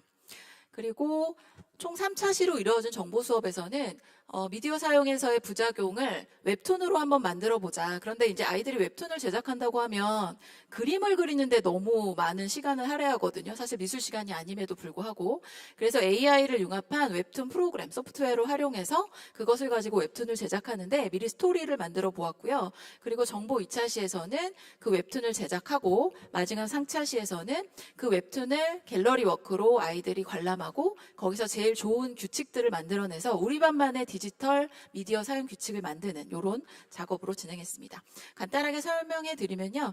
일단 사회과에서는 내가 미디어를 많이 사용한다고 하는데 얼마나 많이 사용하는지 다른 친구들에 비해서 이렇게 각각 디지털 설문을 통해서 아이들이 스스로 설문에 응답을 했고요. 거기 결과를 보고 내가 친구들에 비해서 진짜 많이 사용하는구나. 나 정도면 괜찮네 하고 스스로 성찰하는 시간을 좀 갖도록 했습니다. 그리고 거기에서 생기는 여러 가지 갈등에 대해서도 다른 친구들과 함께 비교해 볼 수 있도록 이렇게 구성을 했고요. 그리고 각각의 허니콤보드라는 자석 보드를 활용해서 어떤 미디어 사용에 부작용이 있을 수 있는지를 아이들에게 각각 쓰게 했고 비슷한 것들끼리 제가 이렇게 범주화해 봤습니다. 그래서 제가 미디어 사용에서의 문제점을 아이들에게 수동적으로 제시하는 게 아니라 스스로 아이들이 만들어낸 문제점을 각각 조별로 하나씩 주제를 잡아서 거기에 대해서 조사를 하는 그런 시간을 가졌습니다. 그래서 디지털 협업보드에 각 조별로 협업 보드판을 하나씩 만들어주고 저희 서울의 중학교 아이들이 각각 디지털 개인 보드를 가지고 있기 때문에 각각의 자기 조의 칸에 자신들이 조사한 내용을 조사하는 이런 프로그램 과정을 거쳤습니다. 그리고 마지막으로는 그 다음 차시에서 하브루타를 활용해서 각 조에서 한 명의 호스트 그리고 나머지 친구들은 게스트가 돼서 호스트는 자기 조에서 준비한 주제에 대해서 설명을 하고 다른 게스트들은 돌아다니면서 다른 조의 발표를 듣는 이런 형태로 한 차시를 구성을 해서 아이들이 스스로 거기서의 문제점과 해결책을 만들어내는 그런 과정까지를 사회 수업에서 마무리를 했고요. 그 과정을 배경으로 정보과에서 웹툰을 제작하는 형태로 진행했습니다. 네. 네, 아까 소개받은 것처럼 저는 하계중학교에서 근무하고 있는 정보교사 정다영이라고 합니다. 이어서 정보 수업 사례에 대해서 설명해 드릴 건데요. 정보 수업은 이제 사회 수업을 확장시킨 거라고 보시면 되는데 정보 수업 한 문장으로 정리해 드리면 사회 시간에 했던 미디어 문제를 예방할 수 있는 예방법을 담은 웹툰을 만드는데 그 인공지능 기능 웹툰 플랫폼을 사용해서 만들고 디벅 규칙을 세우는 것, 이것이 저의 정보 수업이었습니다. 자, 그래서 한번 저는 정보를 차시별로 설명을 드리려고 하는데요. 정보 수업은 일단 조별 프로젝트로 이루어졌다는 거 말씀드리도록 하겠습니다. 자, 이거는 이렇게 큰 화면으로 나와서 갑자기 당황스러운데 제가 이제 1차시 때 했던 것은 스토리보드 작성 과정이었습니다. 자, 여기서 스토리보드는 총 4가지 부분으로 나뉘게 되는데 첫 번째 부분은 모든명, 두 번째는 역할, 세 번째는 예방법, 네 번째는 스토리보드였습니다. 여기서 제가 약간 신경을 썼던 부분은 네이밍, 역할 네이밍이었는데요. 꾹꾹이라고 들으면 이제 좀 꾹꾹 눌러 쓰는 이러한 역할이 생각나지 않나요? 그래서 제가 이제 네이밍을 정하고 이렇게 아이들에게 역할을 부여함으로써 네이밍을 이제 역할 이름을 불러주고 아이들에게 그 역할의 책임감을 더 가질 수 있도록 하였습니다. 세 번째는 이제 아이들이 개인용 디지털 기기를 이용해서 이제 미디어 문제점에 대한 예방 방법에 대하여 조사를 하고 그 다음에 마지막으로 웹툰 기반이 되는 스토리보드를 작성하는 과정을 정보 1차시에서 하게 되었습니다. 자, 정보 2차시를 한번 같이 보실 건데요. 네, 정보 2차 시에서는 웹툰을 만드는 과정이었습니다. 자, 근데 웹툰은 이제 그냥 단순한 웹툰 플랫폼이 아니라 인공지능 웹툰 플랫폼이어서 거기 안에 있는 기능들에 대한 원리를 저는 학습시키고 싶었어요. 그래서 이제 인공지능 원리인 머신러닝에 대해서 아이들에게 알려주고 그다음에 2가지 실습을 간단하게 하였는데요. 자, 첫 번째는 티처블 머신을 이용한 이미지 학습 실습이었습니다. 선생님들도 다들 아실 텐데요. 두 번째는 간단하게 인공지능 엔트리 블록을 사용을 하여서 이제 제가 계속 감정 표현을 나타내는 실습을 하였습니다. 이 2가지 실습을 왜 택했냐? 자, 왜냐면 이제 제가 사용했던 인공지능 이제 웹툰 플랫폼에서 이용되었던 인공지능 기능과 연관이 되었기 때문인데요. 제 얼굴이 이렇게 나와 있는데 이렇게 첫 번째 기능은 제 얼굴을 이제 카메라에 갖다 이제 사진을 찍으면 이제 저와 비슷한 캐릭터가 이렇게 생성이 됩니다. 이런 첫 번째 기능이 있었고 두 번째 기능 같은 경우에는 이제 말풍선에 대사를 넣습니다. 그리고 AI라는 버튼을 딱 누르게 되면 이제 그 대사에 맞는 표정과 행동이 나오게 됩니다. 그래서 만약에 기분 좋아라고 했을 경우에 기분 좋은 이런 표정과 이제 펄쩍펄쩍 뛰는 이런 행동이 나오게 되는 기능이 있었습니다. 그래서 이 기능들을 이용해서 아이들이 그냥 단순 웹툰 플랫폼이 아니라 인공지능 기능 웹툰 플랫폼이었고 원리도 학습하였기 때문에 더욱더 쉽게 자신의 상상의 나래를 펼 수 있었던 것 같습니다.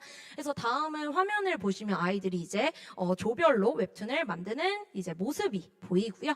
자, 그 다음에 이제 마지막 정보 3차 시를 빠르게 말씀드리겠습니다. 정보 3차 시는 총 2가지로 나누게 되는데요.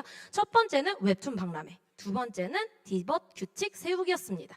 자, 첫 번째 웹툰 박람회 같은 경우에는 저희 아이들이 조별 프로젝트로 만든 웹툰을 저희 AI 교실에다가 벽면에 부착을 합니다. 그 다음에 아이들이 아까 역할 중에 발표 역할을 맡았던 친구가 앞에 서 있고 그 다음에 다른 친구들은 갤러리가 됩니다. 갤러리들이 되어서 돌아다니면서 이제 다른 친구들의 발표를 이제 동시다발적으로 듣습니다. 그러면은 이제 듣고 발표자들은 웹툰에 대해서 우리 웹툰에는 이러한 미디어 문제점을 다루었고 이제 우리는 이러한 예방법을 넣어봤어 라고 설명을 하면 이제 갤러리들이 잘했군 창의적이야 라고 하면 이제 스티커로 투표를 하는 방식으로 이루어졌습니다. 자, 두 번째 파트는 아까 말씀드렸던 디벗 사용 규칙, 디지털 기기에 대한 사용 규칙 정하기였는데요. 자, 여기서 보시면 이 무지개 빛깔은 띵커벨 보드라는 건데 이제 QR코드로 아이들이 접속을 하면은 여기에 각자 조별로 주제가 미디어 문제 주제가 적혀 있고 그 밑에 나는 이 미디어 문제에 관련된 디지털 기기 규칙을 이렇게 세워봐야겠다 의견을 모았습니다. 그리고 저는 마지막으로 교사이기 때문에 정리를 해주고 그 규칙을 정리하여 반에 제공하는 형식으로 이루어졌습니다. 이렇게 정보 3차시까지 하여 사회와 정보 이렇게 프로젝트형 미디어 윤리 수업이 마치게 되는데요. 마무리를 지어보도록 하겠습니다. 자, 이렇게 했던 프로젝트형 수업은 결과를 이렇게 도출해 냈는데요. 자, 첫 번째로 이제 미디어 윤리에 대해서 아이들이 스스로 한번 생각해 보면서 자기 성찰을 경험하게 되고요. 두 번째 같은 경우에는 이제 디지털 교육 도구를 이용해서 아까 티처블 머신도 사용했고 엔트리도 사용했기 때문에 컴퓨터 사고력도 신장되게 되었습니다. 자, 세 번째 같은 경우에는 이제 사회 현안 이제 미디어 윤리가 아무래도 아이들이 스마트폰을 가지고 이제 태어난 세대이기 때문에 사회 현안과 정보 지식이 연계되었다고 볼 수 있고요.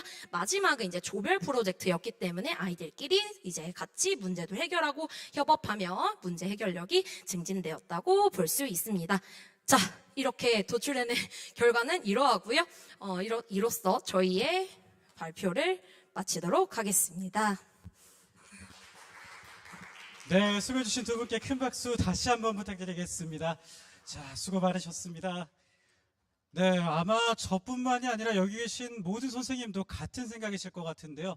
수업을 하러 왔지만 여기서 수업을 들으면서 와 이런 식으로 수업을 보게 되는 그런 멋진 수업이었던 것 같습니다. 자, 벌써 마지막 팀 발표가 끝나서 이제 종합 토론을 준비해야 될 시간이 된 것 같은데요.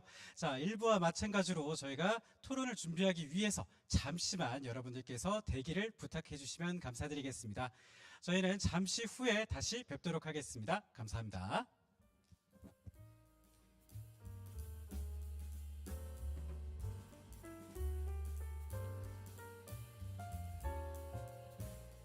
자, 잠시 후 종합 토론이 진행될 예정입니다. 시청자 여러분께서는 잠시만 대기해 주시길 부탁드리도록 하겠습니다.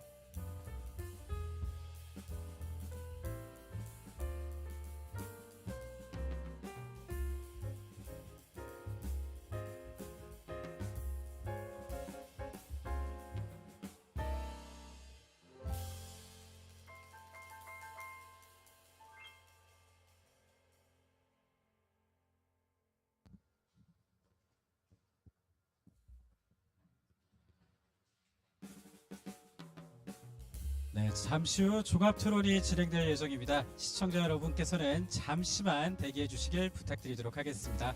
감사합니다.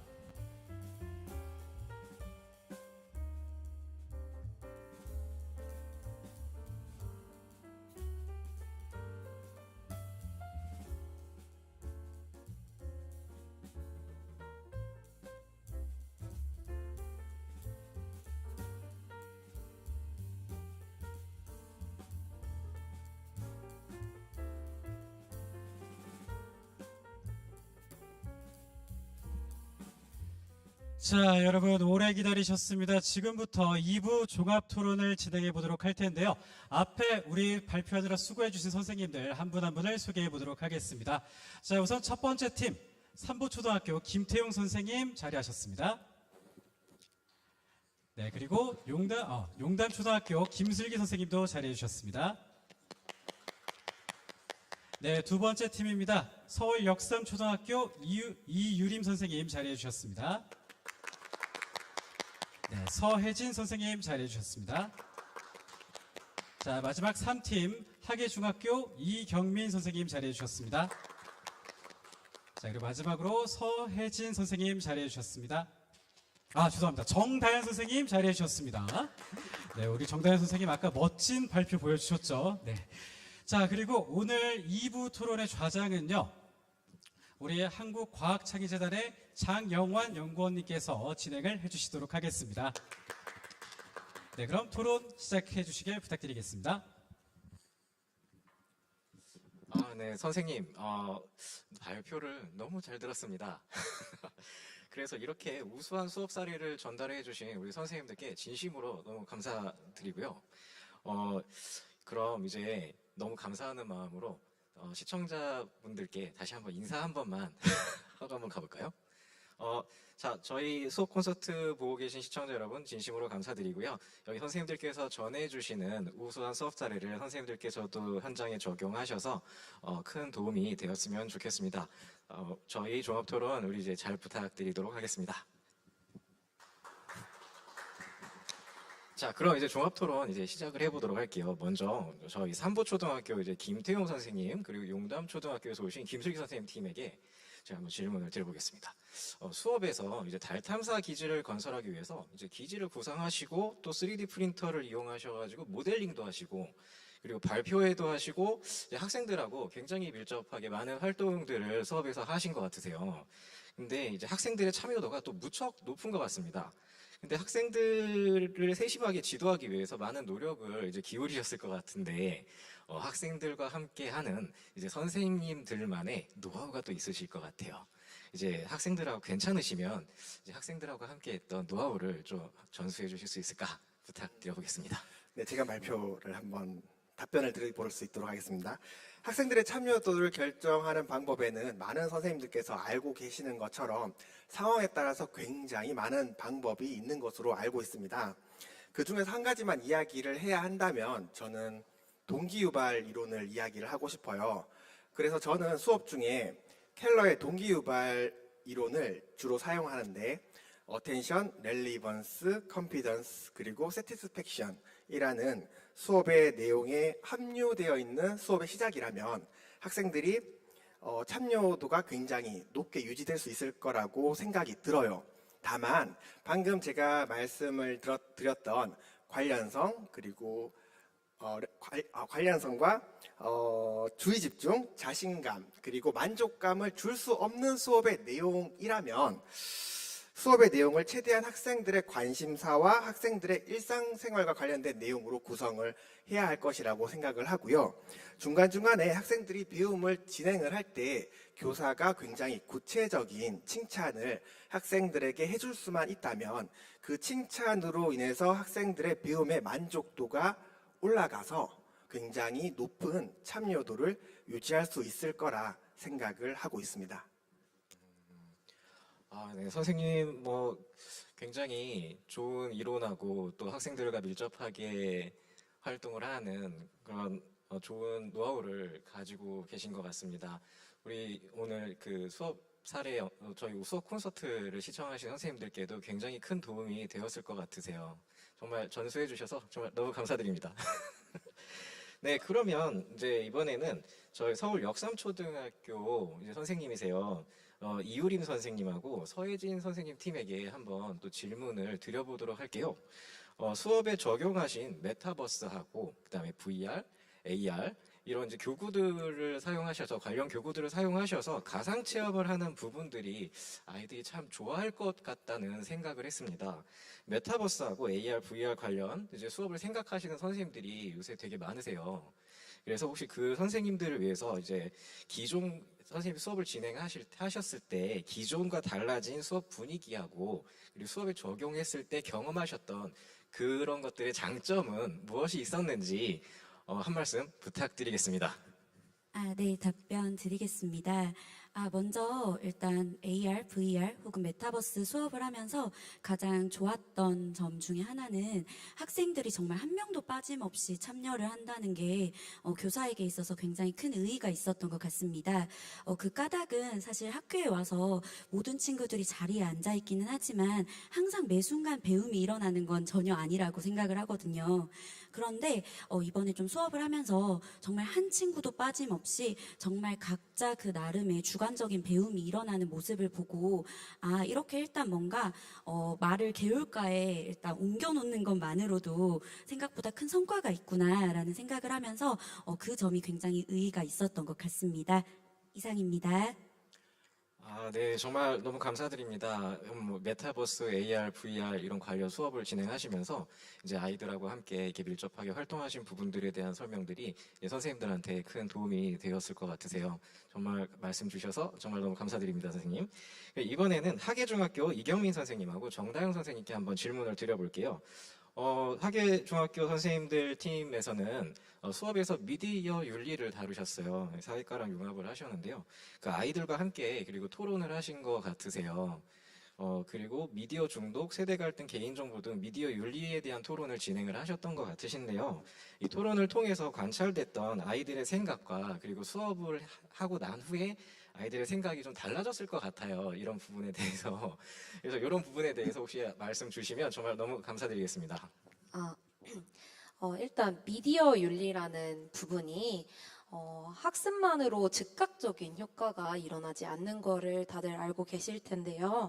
제가 그래서 정보교과에서도 이제 1단원의 정보윤리를 이제 배우는 단원이 있는데 그 단원에서 제가 교육과정 재구성을 통하여 이제 간단하게 그 부분을 다룰 때도 있고 간단하게 그 구체적이게 다룰 때도 있는데 확실히 아이들이 변화가 조금 달랐어요.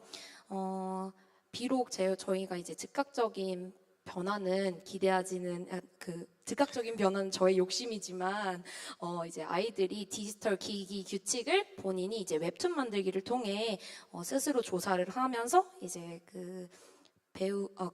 익힘으로써 아이들이 더 책임감을 가질 수 있다고 생각을 합니다. 네. 네, 정말 너무 잘 들었습니다. 이제 미디어 윤리라고 하면 아이들이 어떻게 보면 딱딱하게 생각할 수도 있는 주제였을 것 같아요. 윤리, 미디어인데 내가 좋아하는 미디어인데 윤리야. 그럼 이제 아이들이 좀 지겨워할 수도 있는 건데 정보과하고 사회과하고 잘 융합이 돼서 학생들하고 이렇게 되게 밀접하게 참여도가 높은 수업으로 이끌어 주셔서 정말 진심으로 감사드립니다. 선생님들께도 큰 도움이 되셨을 것 같으세요. 네, 그러면 이거 많은 선생님들이 아마 궁금해하실 거예요. 우리 이렇게 우수한 사례를 발표해 주는 선생님들이 네, 선생님들 어떻게 수업을 하시는지. 그래서 제가 이번에 공통 질문을 하나 드려보겠습니다. 사실 아이들 수업을 듣는 학생들의 차이가 사실 어느 정도 편차가 있을 수밖에 없어요. 근데 모든 아이들이 수업에 잘 따라오실 수 있도록 최선을 다하시는 이제 밀접하게 지도를 하시는 부분들이 되게 크실 것 같아요. 아무래도 실습 교육이 들어가 있고 이런 부분들이 들어가 있어서 밀접하게 이제 아이들을 지도하실 텐데요. 지도하실 때 혹시 선생님들만의 특별한 노하우가 있는지 이제 있으시다면 그 한 말씀씩 부탁드리도록 하겠습니다. 먼저 삼보초등학교 김태형 선생님, 김슬기 선생님 팀 한번 노하우 전수 부탁드리겠습니다. 네, 제가 먼저 하겠습니다. 이것도 많은 선생님들께서 이미 알고 계실 것 같은데 저는 이제 칭찬과 굳이 이제 교육학자의 이름을 빌리자면 비고츠키의 스캐폴딩을 주로 활용해야 되지 않을까라는 생각을 합니다.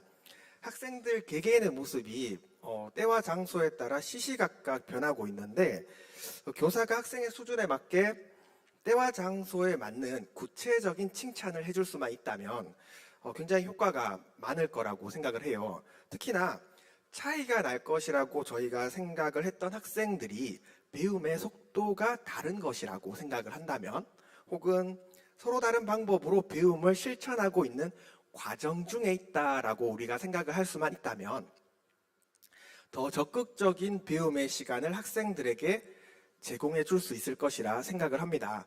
특히나 서로 다른 방법으로 배움을 실천하고 있는 학생들 사이에 그 느낌을 가장 적극적으로 공감을 할 수 있는 사람이 저는 친구라고 생각을 해요.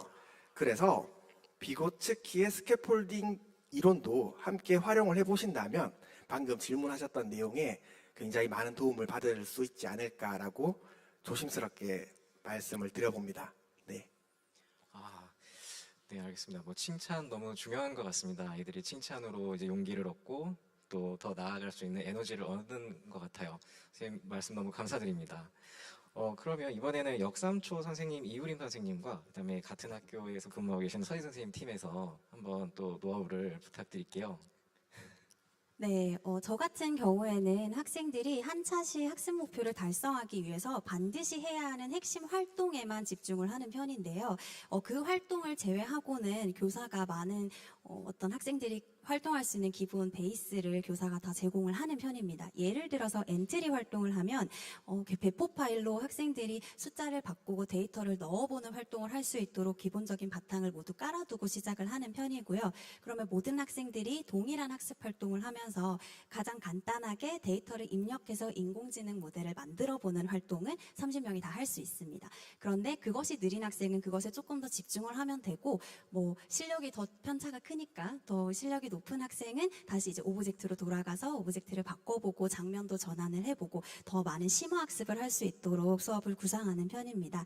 그래서 최대한 가장 못하는 학생에게 맞춰서 그리고 디지털 활용 능력이 떨어지는 학생에 맞춰서 수업을 구상하고 대신에 실력이 좋은 학생들은 얼마든지 창의성을 발휘해서 자신만의 작품을 만들어낼 수 있도록 수업을 준비합니다. 네.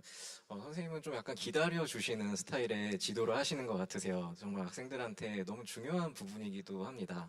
오늘 선생님 말씀 듣고 다른 선생님들도 큰 도움을 받으셨을 것 같아요. 정말 진심으로 감사드립니다, 선생님. 그럼 이번에는 하계중학교 이경민 선생님과 그다음에 정다영 선생님 팀에서 이번에 좀 중학생이라서 좀 더 어떤 또 에너제틱한 학생들이잖아요, 중학생들이. 그래서 한번 또 특별한 노하우가 있으면 전수 부탁드리겠습니다, 선생님. 네, 앞서 선생님께서 이제 교사의 칭찬이 아이들을 춤추게 한다라는 얘기를 하셨는데 사실 중학생쯤 되면 이제 교사의 칭찬도 먹히지 않는 사춘기가 또 다가오잖아요. 그래서 제가 아이들을 대해보니 중학교 아이들은 선생님이 보다 진정성 있게 아이들에게 대할 때 조금 더 행동의 변화가 온다라는 걸 깨달았어요. 그래서 저 같은 경우는 이제 과정중심 평가를 많이 하는 편인데 매번 이 수업을 내가 왜 하는지에 대해서 굉장히 공을 들여서 앞부분과 끝부분에서 설명을 해주는 편입니다. 예를 들어서 하브루타를 활용한 미디어 수업도 나는 너희들이 온라인에서의 대인관계에 굉장히 활성화되고 있는 걸 알지만 오프라인에서의 친구들에게 말하기, 그리고 경청하기, 친구들에게 말하기 위해서 내가 어떤 노력을 해야 되는지, 그리고 그 안에서 어떻게 질문을 해야 효과적인지에 대해서 가르치고 싶다. 그래서 선생님은 이게 조금 번거롭지만 너희들이 번거로울 것도 알지만 이런 수업을 기획했어 하고 저의 수업 의도를 말해줄 때와, 그렇지 않고 그냥 제가 신이 나서 저만의 수업을 아이들에게 실행할 때하고는 확실히 차이가 있더라고요. 그래서 교사가 어떤 수업을 할 때 이 수업을 왜 하는지에 대해서 아이들에게 설명하는 작업이 반드시 필요하고, 또 앞서 말씀하신 것처럼 역할을 좀 배분을 확실하게 해서 좀 무임승차하지 않도록, 그래서 친구들이 서로 응원하면서도 또 실패하면 실패하는 대로 그 안에서 무언가를 배울 수 있도록 목표를 삼는 것이 중요한 것 같습니다. 네. 선생님 지도대로 학생들이 따라온다면 굉장히 신뢰감을 얻으시는 스타일 같으세요. 그래서 학생들한테 보여주는 이제 교사의 진정성 정말 중요한 것 같습니다. 선생님의 말씀도 이제 저희 시청하시는 선생님들께 큰 영감을 주었을 것 같아요. 오늘 이제 세 팀의 선생님들과 함께 우수한 수업 내용의 사례를 공유하고 또 선생님들의 노하우를 함께 이제 알아보는 시간을 가졌는데요.